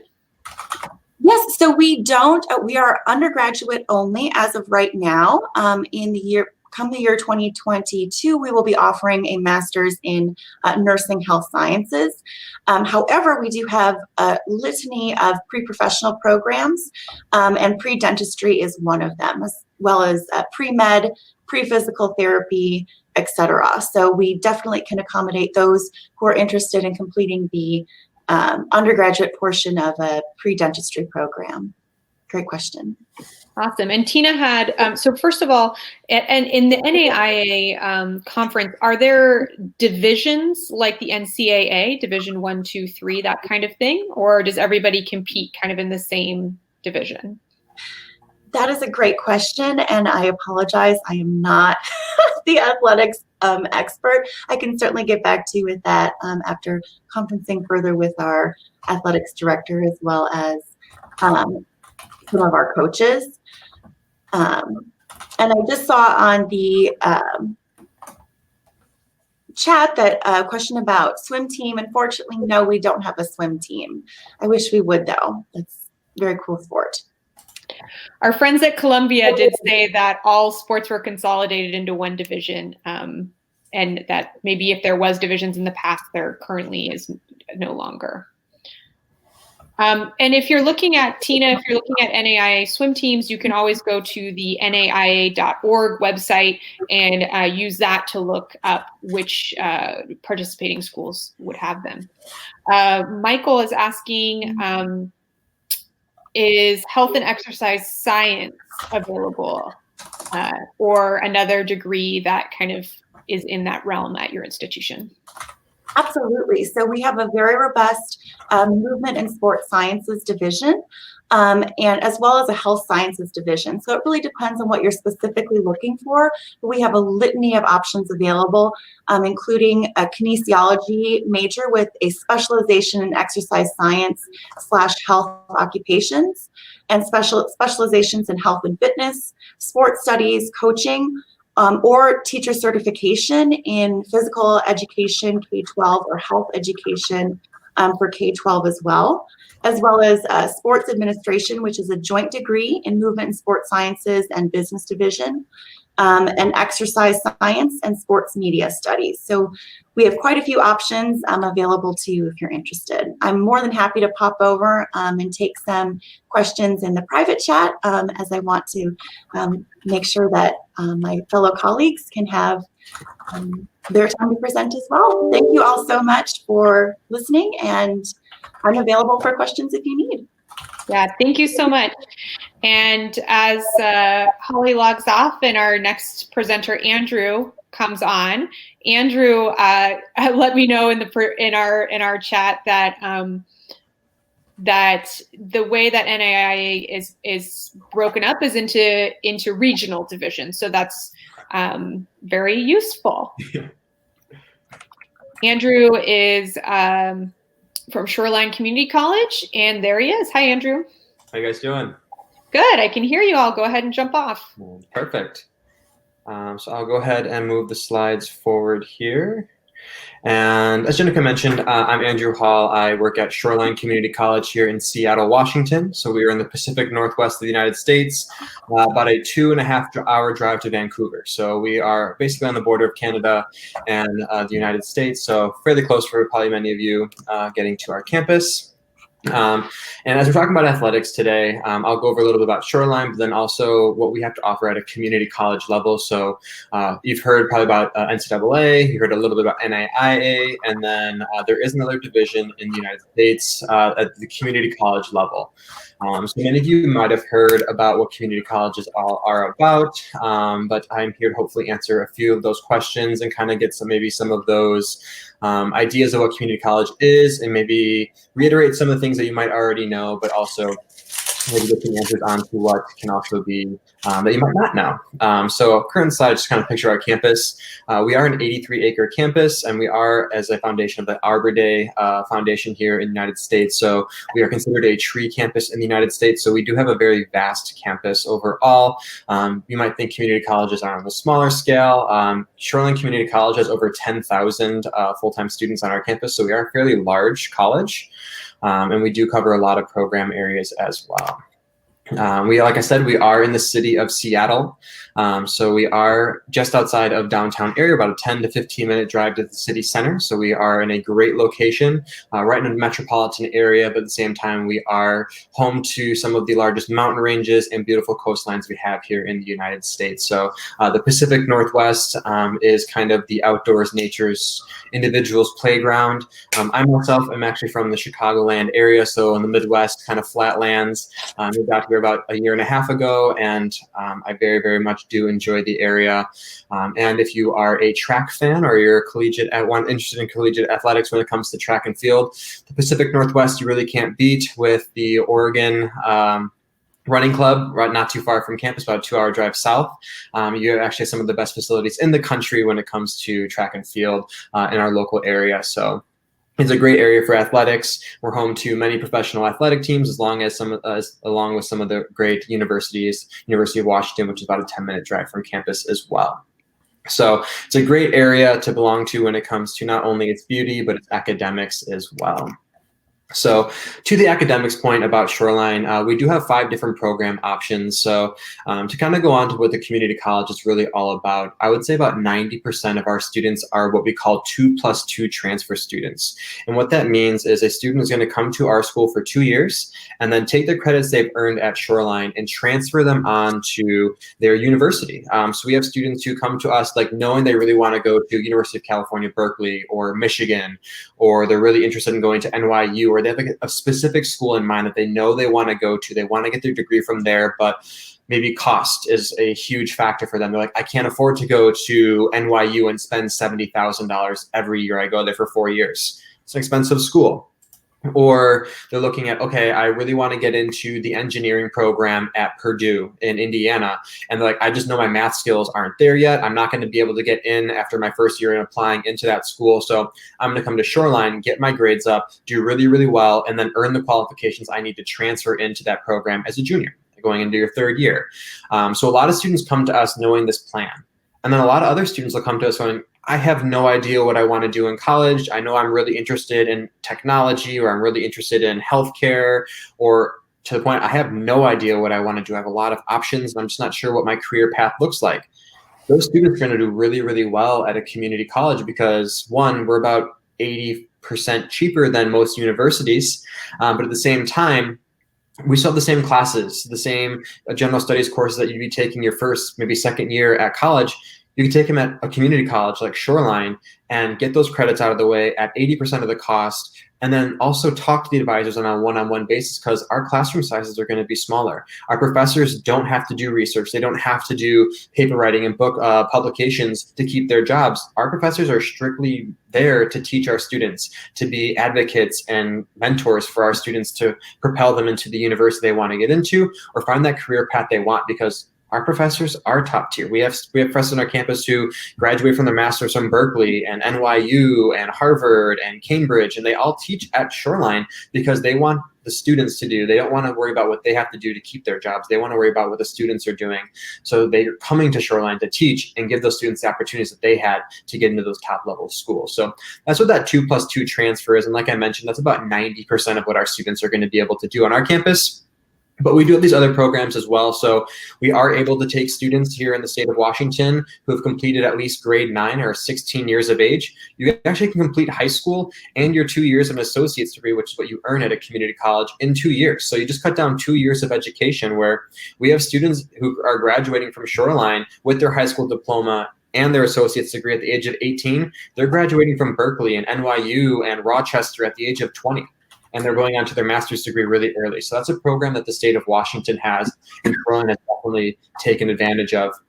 And you can still participate in athletics in that program as well. And the other 3 options on the bottom, we have those programs where you can do professional technical degrees. So students who are maybe at that master's level or looking for future education, looking for a specific program area, say nursing or dental hygiene or environmental electronic engineering, things like that, very specific programs. We have those programs here on campus that you can take that are not at a master's level, but they're not at a bachelor's either, kind of the in-between program. And then we do have an ESL program for any students wanting to additional ESL. And then we do have fully online learning as well. So obviously with the pandemic right now, a lot of students are like, am I going to take a break here? Am I taking a gap? Am I just going to work and hold off on things? You don't have to do that. So here at Shoreline, we've been doing online education for over 2 decades. So students have had the opportunity to really experience what online education can be, and we're not new to the game. So students, if you're looking for an opportunity to maybe get a couple of credits out of the way before you go back to your university, or maybe do a whole program online, Shoreline can be an option for that. So going into the athletics aspect, so maybe I've kind of piqued your interest a little bit about, okay, community college might be an option for me.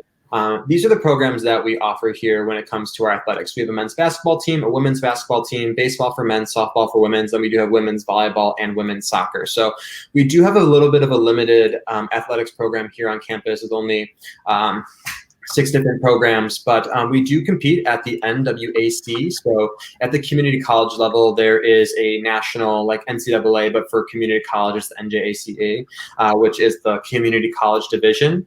But what we've belonged to for a few years now is what we call the Northwest Athletic Conference, and that's basically our NCAA. It's our division.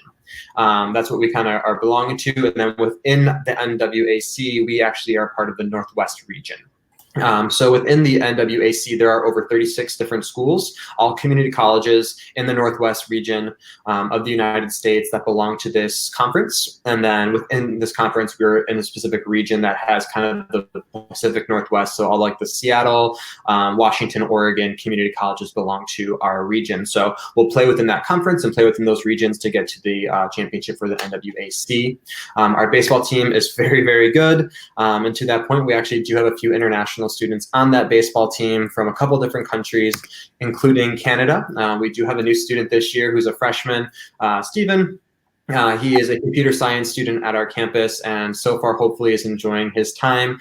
Unfortunately, he was a freshman coming into last fall, so we unfortunately were already in quarantine when the baseball season was starting, so he is yet to actually play his first season, but he's still registered at Shoreline, is expecting to play coming this spring season here for baseball.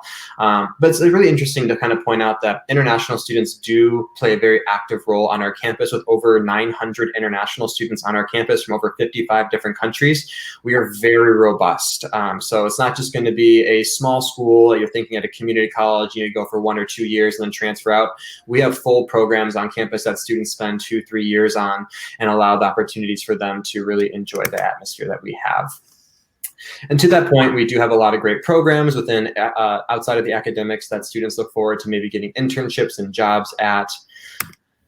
And I always like throwing a few testimonials for what the community college aspect looks like. This is one of our students who came from Kazakhstan. She went through the whole program, transferred to University of Washington, and now has a job full-time here in the United States working for T-Mobile. So it is a very successful program, and students are able to go through the whole program, enjoy their time at Shoreline, and get that job become existent outside of their time at university. Cost is always going to be a big thing here, so I do like to break down what the cost looks like. For one full academic year with room, board, health insurance, everything, we're going to be less than $20,000 US per year.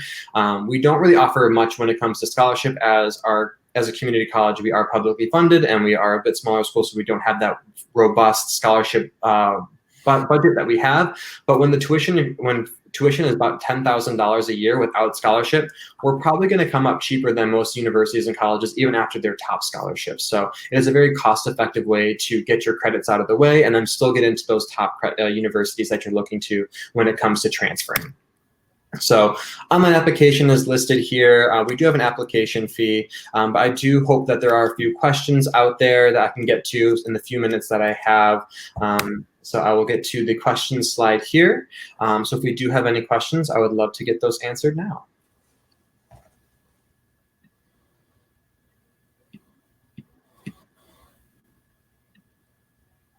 Seems like there's no questions in the Q&A, which is fine right now. So I kind of breezed over a little bit about what athletics we have and kind of things that we have on campus. So now, within the community college section, we do have a bunch of teams that we do play against. Obviously, most of them are community colleges, and there is a title in the NWAC that our students do play for. So it is something that students are able to do for 2 years here at Shoreline, and then they are able to transfer into the NCAA or NIAA to continue their athletic careers at the collegiate level. So that's something I do find to be very, very important because students are able to do that and go through that process. So with community colleges, as an athlete, you do have that opportunity to come in. So I actually was a collegiate athlete. I played soccer and ran track and field, so I was a dual athlete in college. Spent 4 years playing soccer. I did 3 years collegiate seasons with track and field for both indoor and outdoor. So I have a wide variety of athletic experience when it comes to recruitment and other options there. So if you guys have any questions about that, I'm open to taking those questions as well. Awesome. We've got a couple coming through in the Q&A. And Michael asks, is the SAT required? So maybe you can let him know the requirements for getting into community college. For sure. So, yeah. So at a community college, for Shoreline specifically, we actually don't require any entry exams, either for English or academics. So no SAT, no ACT, no TOEFL, no IELTS are required for admission into Shoreline. And that's pretty common across community colleges. So that pretty much you need to graduate high school and give your high school transcripts, and that's pretty much what you need to enroll. And then Marianella asks if there's full ride scholarships for athletics. So I think you covered that on your tuition page, but maybe just yes, great question. So when it comes to scholarships at community college, it's a little bit different for every school, but for Shoreline specifically, we are able to offer up to 65% scholarship for tuition when it comes to our athletes. So 40% will come from the college, and then 25% is going to come from a stipend from our athletics department. So we do have that option for students to have some sort of scholarship opportunity when it comes to athletics. And I think Andrew is asking for your contact email. So Andrew will pop that into the chat. And of course, I just put the poll up. So if you would like him to contact you back, you can just simply click yes, and he'll send you an email. And Darian is asking, what's the eligibility for a student who wants to go to an okay. So Darian, we've already had a couple NAIA schools on. I guess you just popped in. So hopefully if you stick around to the end, I can take more general questions about NAIA and other divisions later on. But if there's any other questions you have about community college, for Andrew, about Shoreline or Washington State. Do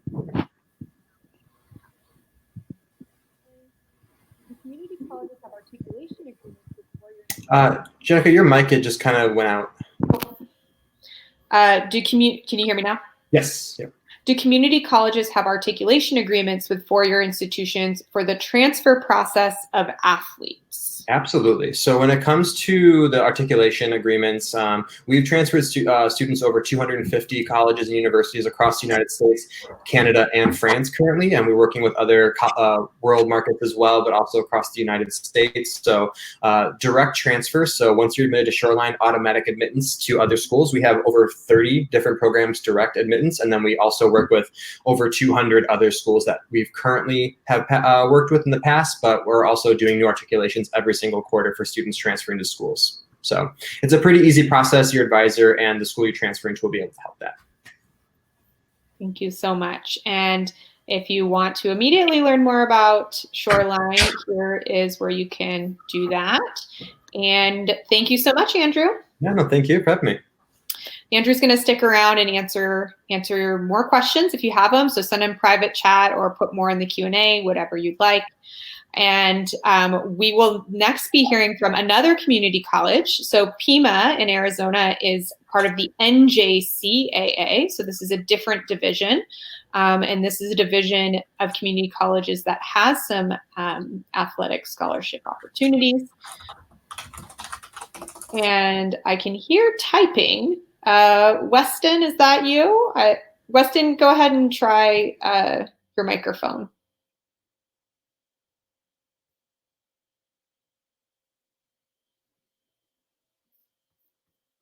All right, we're waiting for Weston from Pima to come on. In the meantime, I'll go ahead and answer a couple of Darian's NAIA questions. Is it mandatory to do SAT to enter an NAIA school? Traditionally, yes. It's one of the requirements that you would usually need to do. However, this year, because of COVID, it is not a requirement if you're entering for fall 2021. So if you are a student looking to apply for next fall, you do not need to take the SAT. That is, of course, subject to change for upcoming academic years. And so the full eligibility for NAIA is that typically it would be two of three things. You would take an SAT or ACT and get above a certain minimum score. You would need above a 2.0 GPA. And the third thing, again, 2 out of 3 could be being in the top 50 percentile of your class. There you are, Weston. Can you hear me now? I can. All right. I'm going to go ahead and pass it off to you. Isn't that the quote of 2020 right there? Can you hear me now? Is my mic on? You're muted, right? Those are all the famous quotes. I'm sure you as students are learning in high school and or at the college or university level, wherever you happen to be. But this has been an interesting year. I do thank you for having me on today. I appreciate this opportunity to be able to speak with you. I wish it was in person because I wish I was enjoying some poutine and some Tim Hortons. but that will have to be for next time. My name is Weston Brown. I work at Pima Community College, and it is located in Tucson, Arizona. Pretty much the opposite of what you think of when you think of Canada. We are much warmer, much drier, very open spaces. But I'll talk to you a little bit about the community college as well as the NJCAA. You'll probably notice that at the bottom of every slide is my email. So if you have questions, please write that down and you can communicate with me later. So the NJCAA, the National Junior Collegiate Athletic Association, aka Junior College, aka JUCO, aka Community College, and any other aka you've heard when you think of us. Basically, we're a 2-year school and have multiple athletic sports. We'll go into that in a few minutes. But what is the eligibility? How do you get in to community college? How do you get in as an athlete? And basically, the minimum qualification is graduation from high school. There are no standardized tests. Coming from Canada, you won't have any issues with English proficiency, so that's not a problem. Basically, no SATs or ACTs or anything like that are required. So graduation from high school is the minimum. There's no minimum GPA requirement that you had to earn in high school either. Another eligibility requirement is you must have maintained amateur status. You probably know a lot about this by now, but basically prior to coming to school and even while you are enrolled, you need to maintain your amateur status the entire time. I don't pretend to know all those rules, but you definitely want to speak with coaches to find out what that means. I know there are limits that you can earn in tournaments, and you can't be paid by sponsors and things like that. So make sure that you just check with coaches and follow the rules and declare anything that may be questionable, because you don't want to be ineligible by accident. Also, you need to declare any post-high school play. So if you happen to do a year at a school in the US or a school back home and you're wanting to transfer, make sure that you're upfront and honest with the coach. Tell them what you've done, where you played, because each time and each year that you play will affect your eligibility. So you're allowed a minimum or a maximum number of years to play. So be sure that you share that information, that history, so your coach can give you honest feedback and suggestions. And then once you are a student, you must enroll full-time and you must maintain a minimum GPA. And this is not uncommon, or this is not different from the international student requirement. So because you're an international student and you have an F1 I-20, you pretty much have these same rules. So international students are very good at maintaining this, because you have not only your coach, your athletic advisor, but you also have an immigration advisor like myself to make sure that you stay in compliance and finish everything that you need to do. So you're going to get a lot of support if you are an athlete on a community college campus. Why should you be considering the NJCAA? Well, here are all the sports that NJCAA has to offer. Not every college has these sports on their campus, but if you see the M next to a sport, that's for men, W for women, and so this is the number of sports that the NJCAA sponsors. But if you start off at an NJCAA school, what that does is it allows you to build up your physical strength, your talents, your mental ability and maturity, all of those things. And you may be ready for an NCAA or NIA school right out of high school. Some of you may not be. And so this is a great opportunity for you to hone your skills, to get better, to compete in tournaments, and to play at a very high level, and also get noticed by some of these top schools. The coaches, our coaches have great relationships with major schools and can absolutely help you get to that next level and coach you and build you up for that next level. Not only that, you have an opportunity to increase your academic performance. Let's say that you needed to have some time to improve some of those academic skills in order to get admitted into some of these top universities.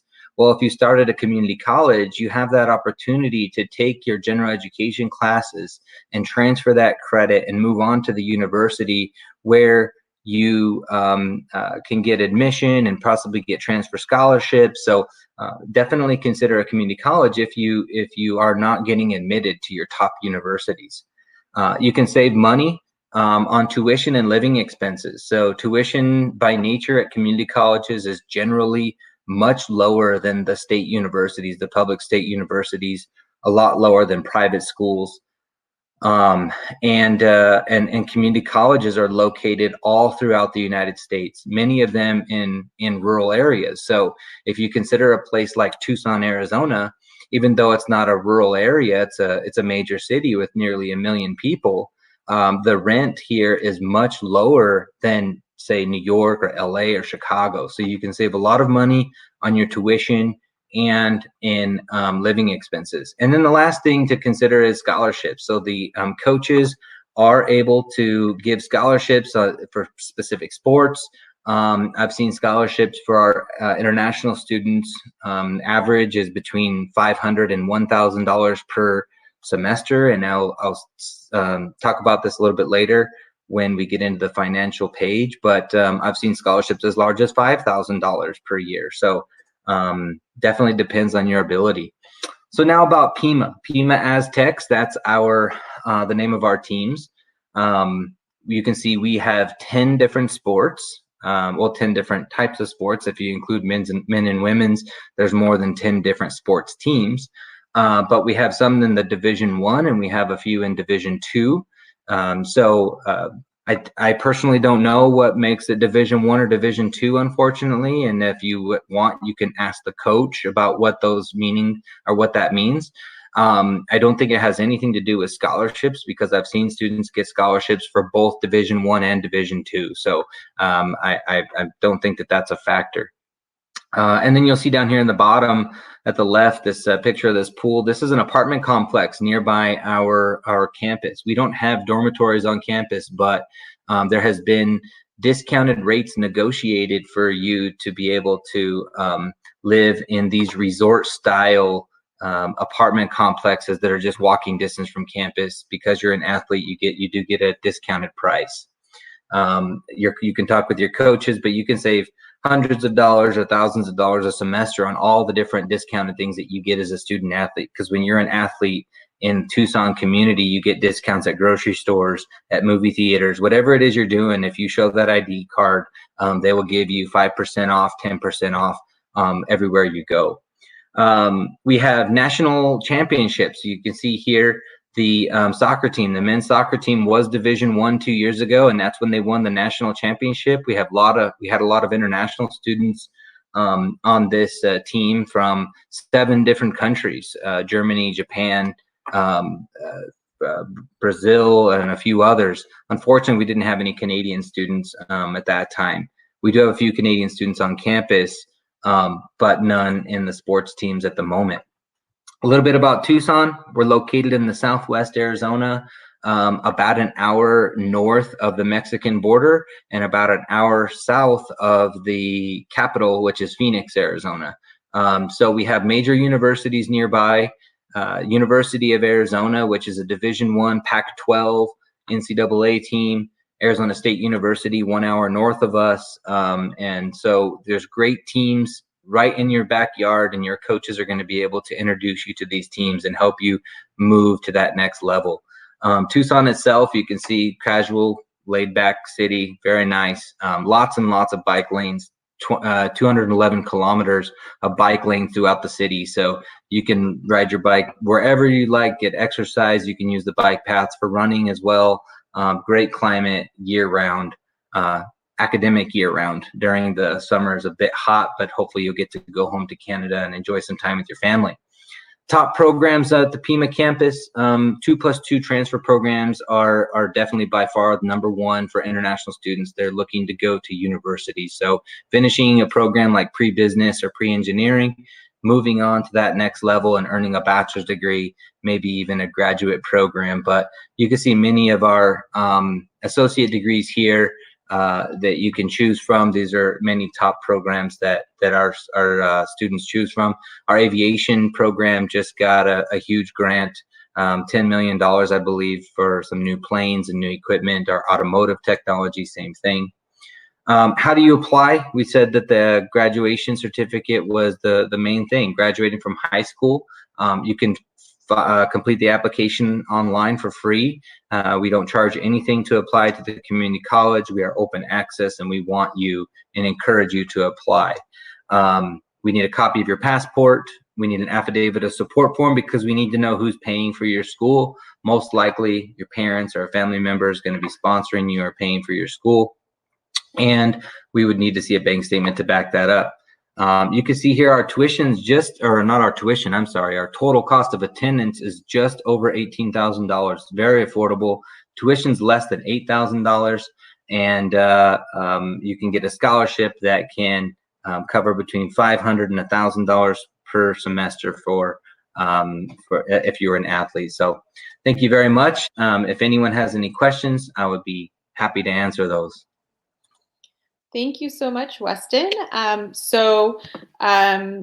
We're right at your wrapping up time. So I've put out the poll. So if people want follow-up from you, he's going to send an email to anybody who clicks yes. You can also see the website at the pop-out I just did. And if you have more questions for Weston, he's going to hang around. So go ahead and hit him up directly through the private chat or the Q&A chat, and he can keep answering questions about the NJCAA. Thank you so much, everyone. Thank you. All right. And so those were our 2 community colleges. And hopefully that has given you a really good opportunity to see what 2-year colleges can do for you. So looking ahead, we just have 2 more institutions left. Pittsburgh State, a Division II institution, and then Boston University, which of course is a Division I school, a hockey powerhouse, but of course also has a lot of great other sports. So we're just waiting for Aaron from Pittsburgh State to join us. In the meantime, while he's trying to get his mic and camera all situated, I'm happy to take any more questions that you want to include in the public chat. And I'm happy to just summarize a couple of things if needed. Oh, looks like Aaron's on his way. There he is. Hi, Aaron. Hello. Great. I can hear you too. Perfect. Awesome. All right. I'll go ahead and hand it over to you. All right. Well, thank you for having Pittsburgh State University here today.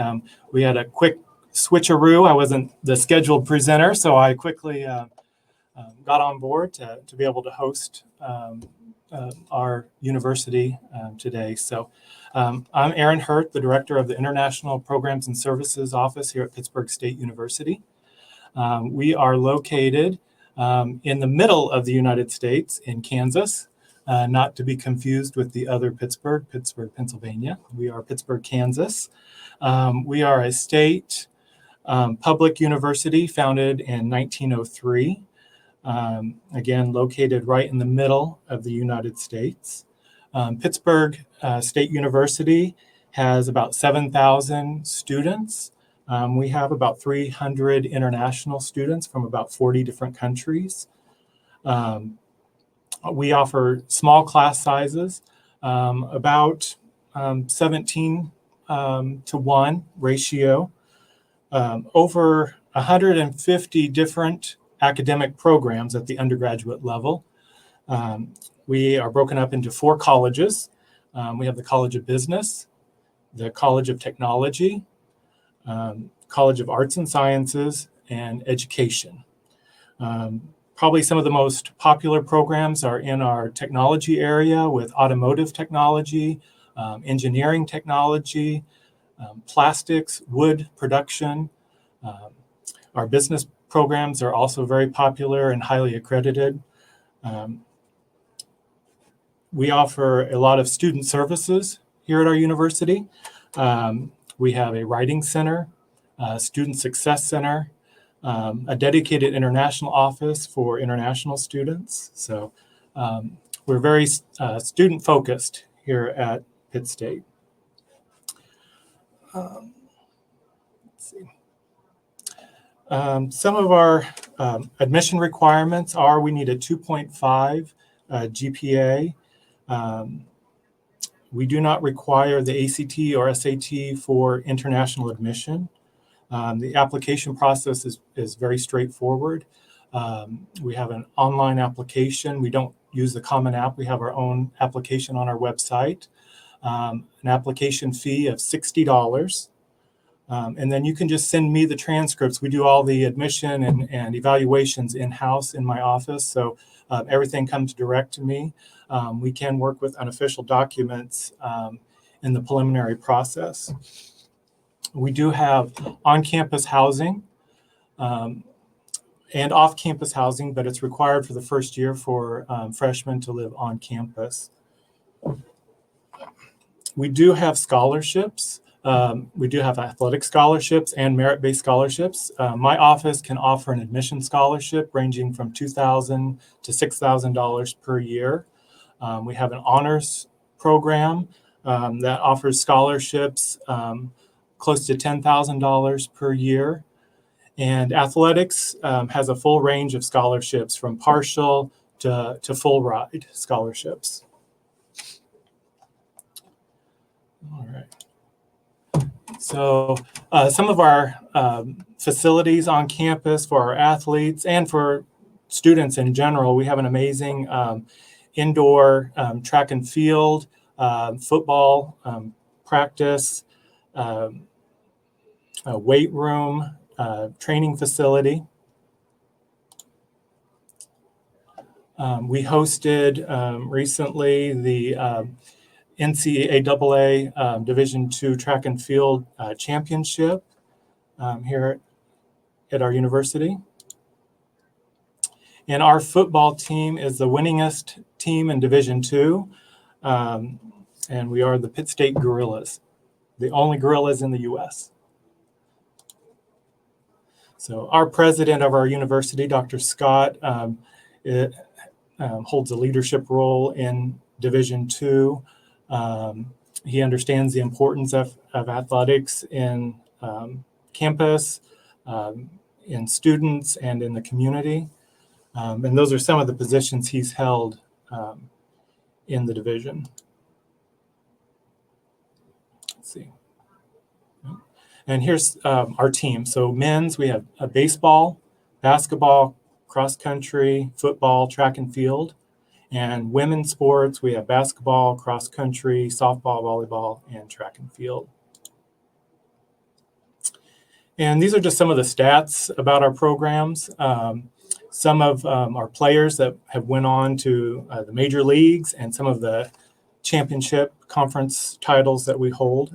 Here's men's baseball. Men's basketball, here's our conference championship titles, and some of the student athletes that have gone on to compete in other arenas. Women's basketball titles, and our women's and men's cross country, and our football. We hold 4 national championships. We have graduates and alums that went on to play in the Canadian Football League, as well as in the NFL. You can see quite a few players that went on to the NFL. Women's softball, men's track and field. We've held several national conferences and indoor national championship in 2018. And we have some Olympic athletes as well.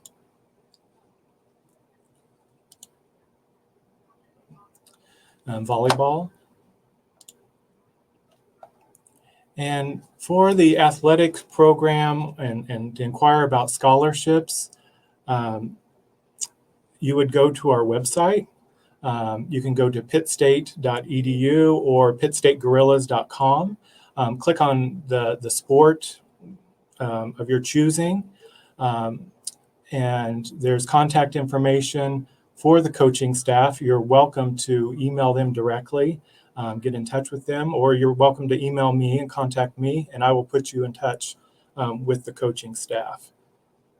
On the website, you will find a questionnaire where you can upload your audition tapes or you playing the sport, any tryout information, your stats, and you can learn more about the NCAA requirements.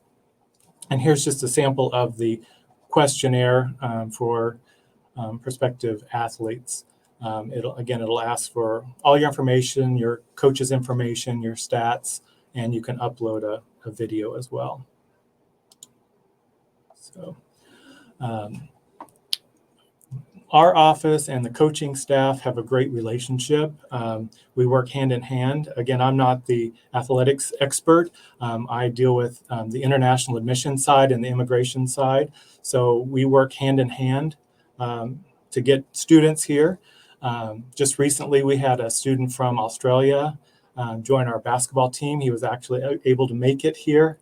He was lucky enough to get his visa back in March and was able to secure flights. So again, we worked with the coaching staff to get him here, and he had to go into quarantine and that kind of thing. So it was a different experience this semester, to say the least. So, but we're doing well here at Pitt State. We are holding face-to-face classes this semester. Some of them are hybrid type classes, but again, we're holding classes face-to-face. So we're as close to normal as we can be with social distancing and taking all the safety precautions. So if you have any questions, I'd be happy to answer anything that you might have.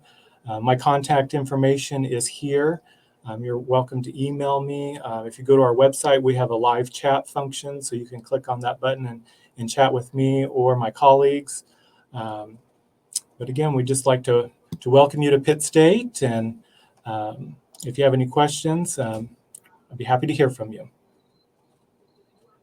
Thank you so much, Aaron. And so then, just as a reminder, Aaron's representing Division II, NCAA Division II programs. I know he went over that, but today we're exploring a lot of different options. So he is our one rep from Division II. So if you have any questions about Division II, how it's different from Division I, the expectations for student athletes, now's the time to ask. And so since I don't have questions rolling in, I'll ask that question. Okay, sure. How do you feel, for student athletes, as far as their training's concerned, number of hours a week, balance with studies? How does Division I and Division II, how are they similar or different? Well, I can't really speak to Division I because I'm not that versed in that, but I do know that for Division II, here at Pitt State, there is tutoring, and they tailor the courses with practice, so they really mesh well with academics and athletics.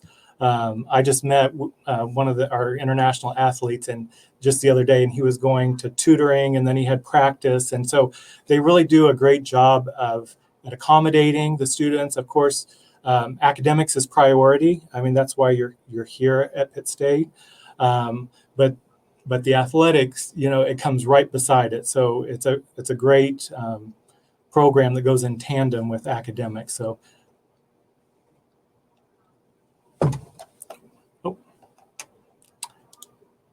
I think you're on mute.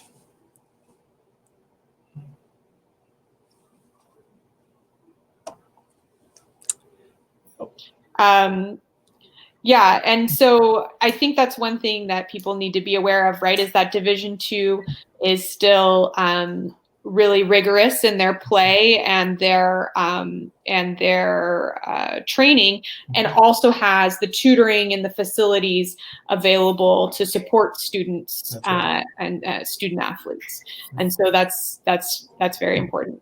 Are there any facilities that you have that you would want to kind of particularly brag about? Like, do you have any brand new or interesting facilities? Yeah, so we have we call the Plaster Center. It's our indoor training facility for track and field. It has an amazing weight facility. We have an indoor pool, but our football stadium has to be the highlight probably of our campus. It's gone over many transformations over the years. And it's pretty impressive for Division II, and particularly in our region, there's nothing quite like it. So at game days, it's just packed, and it's just an amazing atmosphere with our small community grows immensely on game day, and it just has that college town vibe. And you can just feel the energy. All the businesses in town, you know you're in Pittsburgh when you drive downtown, because every business has a gorilla logo or a gorilla statue out there. So really the community supports athletics greatly here at Pitt State. And I'm going to assume you don't have wild gorillas in your backyard. So how did you end up with a gorilla as your mascot? Well, I think it's kind of a mystery, but I heard back in the 20s or 30s when we adopted the gorilla, that was kind of a term that was used for people that maybe got in trouble a little bit. They called them gorillas. And so it was a rowdy group that was trying to spur school spirit, and they were called gorillas by nickname, and that mascot stuck. So we are proud to be the gorillas. I like that origin story. Well, thanks so much, Aaron, for jumping in last moment. No problem. Your colleague, who you didn't mention, is currently having a baby. Yes, so she's at the hospital having a baby, and I just jumped right in here. So, yes, so we appreciate thanks for bearing with me. Yeah. Yeah. Thank you so much for jumping in the last minute, and best of luck to your colleague. Thank you so much. All right, and with that, we have reached our final presentation for the day. We are going to hear next from Monique from Boston University. Hi, Monique. Hi, everyone. Thank you so much for having me. Really love being here this evening. Awesome. I can hear you. I'm going to go ahead and jump off. Well, thank you, Jenica. Hello, everyone. Good evening. My name is Monique Robert. I am a Senior Assistant Director of Admissions here at Boston University. I am also a BU alum, and I've been with BU Admissions for 12 years now. So while I could talk for hours about BU in the short time that we have in this evening, I'm going to start with a little overview of Boston University and then offer you some tips in the application and recruitment process. So I'll provide you with my contact information at the end, and I hope that if you're interested, you will reach out to me and we can continue this conversation. But to start, I'll give you a short description of BU. So Boston University, a Division I school, is a large private teaching and research institution located in the heart of the city of Boston, where we welcome a global community of about 16,000 undergraduate students to pursue diverse and flexible academic pathways, offering students tremendous opportunities to experience their education through innovative study abroad, research, and internships, all offered by our residential urban campus here in the city of Boston. So the bullet points I have there really break that down. BU is a large and diverse student body. We have students from all 50 US states and over 100 countries. 24% of our students are international. And as a side note, Canada is in our top 5 for the most international students applying to and enrolling into Boston University. So we have a lot of Canadians. They don't all play hockey, but some do.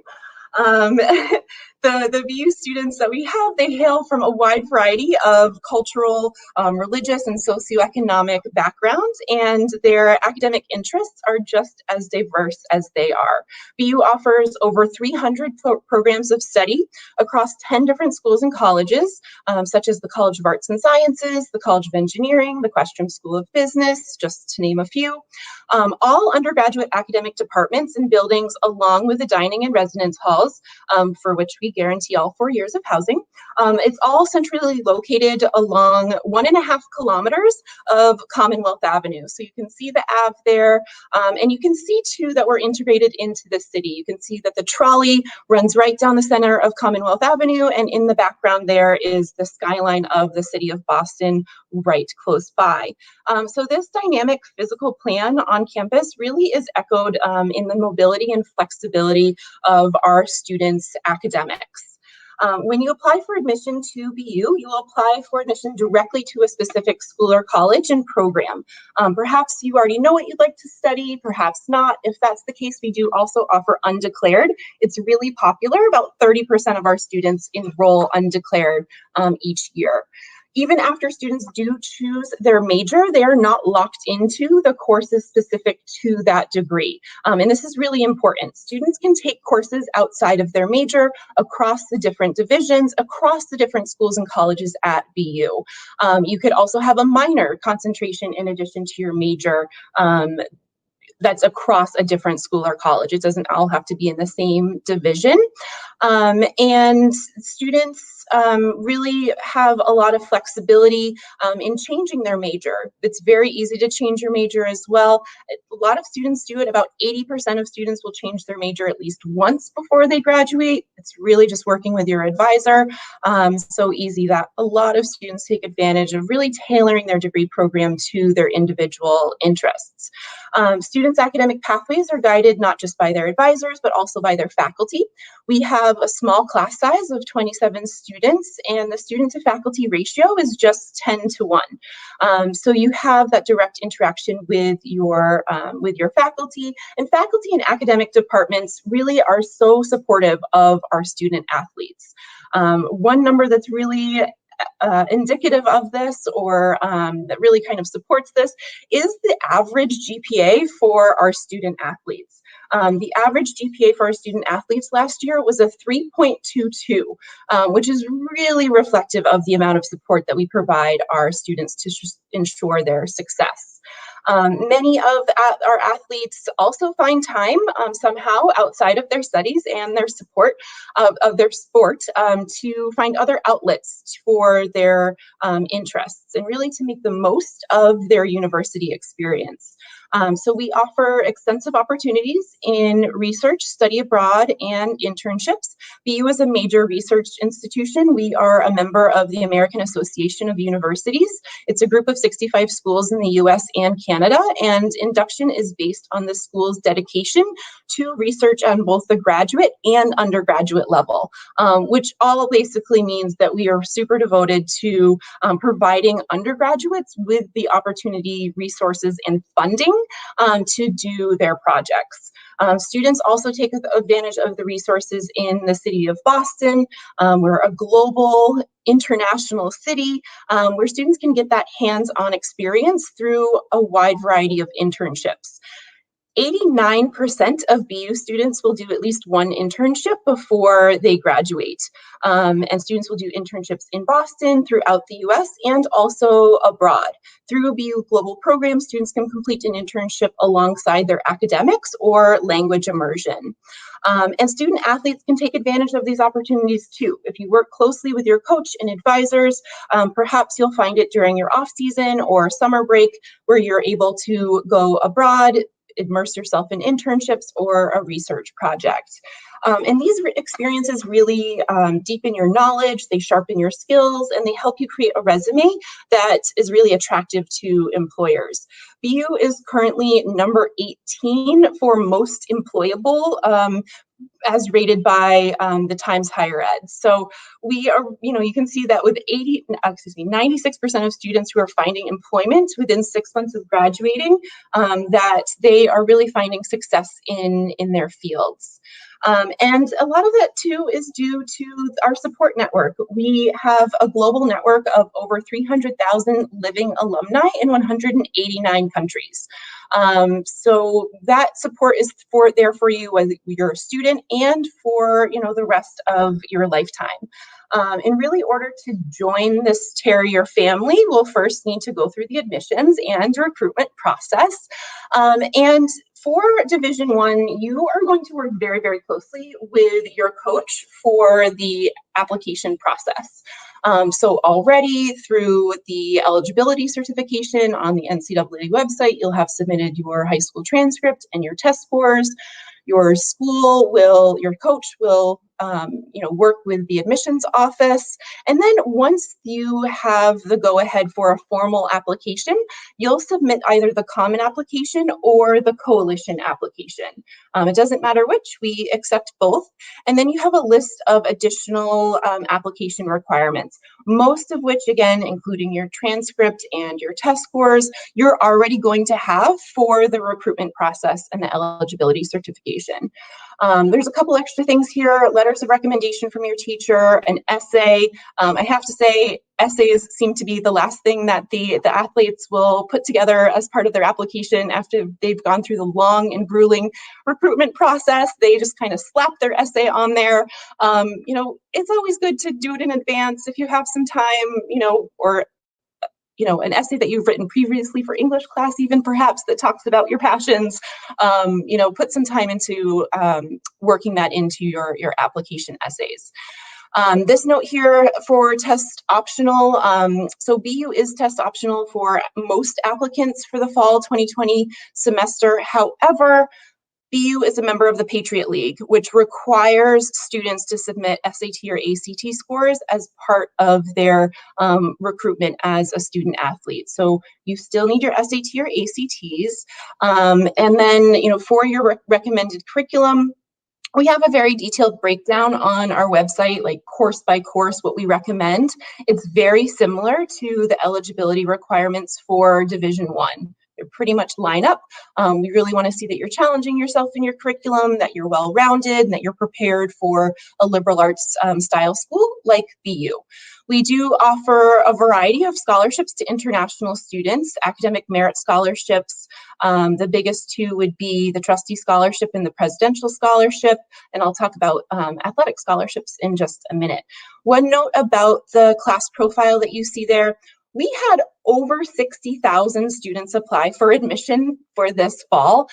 We enrolled a very large class of 3,100 students. So the averages that you see there are just that. They're averages for a very large and diverse class. They are by no means minimums required for admission to BU. When you apply for admission as a first-year student, you can apply early decision 1 or 2 or regular decision. You will work with your coach on deciding which type of application is going to be the best fit for you while you're at BU. And so BU is a Division I NCAA school. We have 24 varsity teams. The average for Division I is 19, so we have a couple more.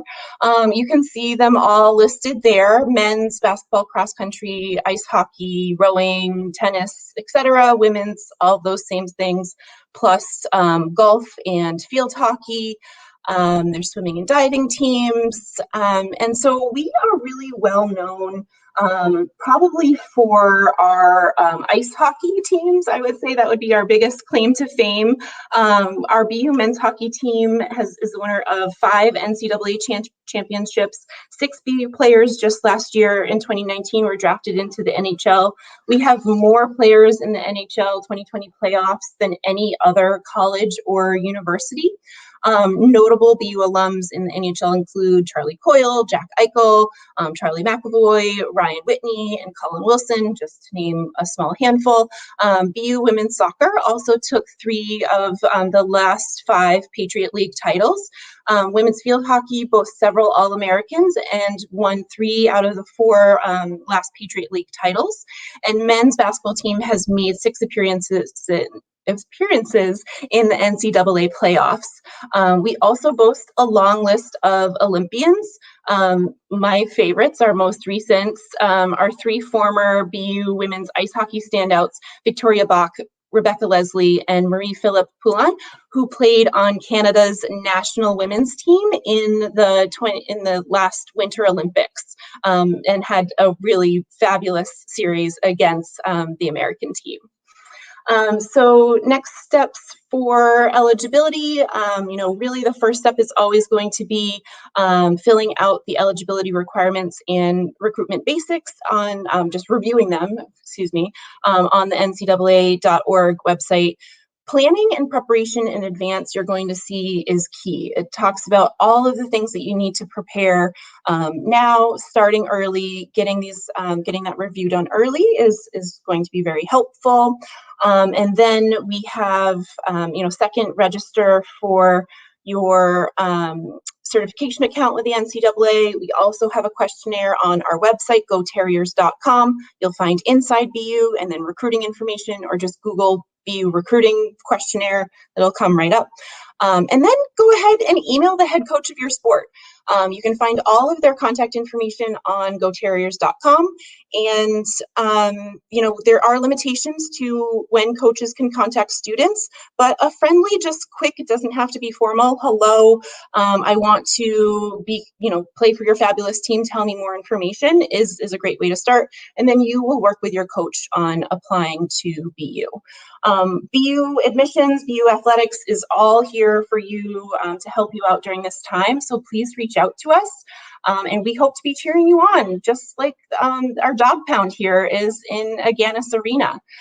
So I don't know, I think I might have a minute left or so. I'm not sure if I have any time for questions, but I do have my contact information here as well. So if I don't get to your questions, please reach out to me. We also have a variety of virtual events on our website, virtual tours. You can register for them on the website here. And of course, we have robust social media. So please stay connected, watch our videos. We have a lot of great athletic videos on the YouTube channel. I was watching them earlier today. So check it out and stay connected. Thank you, everybody. Thanks, Monique. And there's 3 questions, but they're really the same question, which is, what's the percentage of scholarships available for international students? And someone asked for soccer, someone for volleyball, someone for basketball. So I think basically what they're asking is there kind of a quota when it comes to scholarships of a maximum number that is allowed for international students? So there is not a quota for the maximum number of international students that we can have on a recruited varsity team. Fun fact, currently right now, and these are just Canadian students, I excluded all other countries, we have 32 Canadians on our varsity teams right now, 10 of which are on women's ice hockey. Half of the ice hockey team is Canadian students. So there's not a limit. Yeah. Right. And I think one thing that is important for these students to bear in mind, that a private institution like Boston University has the same tuition for all students, whether they're domestic or international. So a scholarship is a scholarship. It's going to be the same cost. I think when you start dealing with public institutions, the cost of tuition is much higher for an international student. And so sometimes that can play into the amount of money a coach may have available. And so while for Monique's institution, it's not an issue, it could factor into potentially another kind of institution. So that's a question you would want to ask individual schools you're interested in. Any other questions you have for Monique and specifically about Boston University? We went ahead and put up the poll, so anybody who's interested can definitely say yes to that poll, and you will receive follow-up information about BU. I'll also bring up the pop-up if you want to go to their page and see more information right now. Nicole would like to know more about your women's soccer team. Yes, so there's a lot to know about the women's soccer team. Right now, we don't have any Canadian students on our women's soccer team, just from my fun research. So maybe you can be the first new one Nicole. I'm sure we've had some in the past. And, you know, I think I mentioned some of their stats earlier for women's soccer. They've been very, very successful. Having more direction about what exactly you'd like to know about women's soccer might be more helpful in my answer right now. But there's, again, our website is really robust. You can see the head coach information on our website. You can see the entire roster. You can see the students' email addresses on the team. So you can email one of the women's soccer students and say, hey, what's it like being a BU soccer player? And they would have a much better answer than I would right now. That's a great tip, and a lot of schools have really, really good social media for each of their sports, and you can learn a lot about the players and the teams that way. All right. Any final questions people has as we wrap up? I know you're as the last one. I want to make sure there's plenty of time for people to fill out that poll there. Oh, thank you for the tip. You're welcome. All right. Well, you can always reach out to EducationUSA for more questions. I'm happy to help you with understanding the eligibility process further and helping you narrow down your search for schools. Of course, when it comes to this recruitment process, it's not too early to get started. If you're grade 9, grade 10, always feel free. Thank you so much for showing the process of filling out the recruitment questionnaire, reaching out to coaches. That's a really key part of the whole process. And the biggest piece of advice I have is just cast a wide net. You know, yes. BU might be your top choice school, but if the coach isn't getting back to you, it might be maybe they already have a goalie and there's not really space for you on the team. And make sure you're casting a wide net so that you're able to find an institution that fits your needs and that they're looking for someone in your position for your sport as well. All right. Well, it looks like we don't have any more questions coming in. Thank you so much for your time, and thank you to all the students for joining us today. This is recorded, and you'll receive the recording afterwards. I will also send a follow-up email with a few of the websites and resources that I mentioned so that you can continue to reference those in the future. Thank you, everyone. Have a fabulous night. Bye-bye. All right. Bye.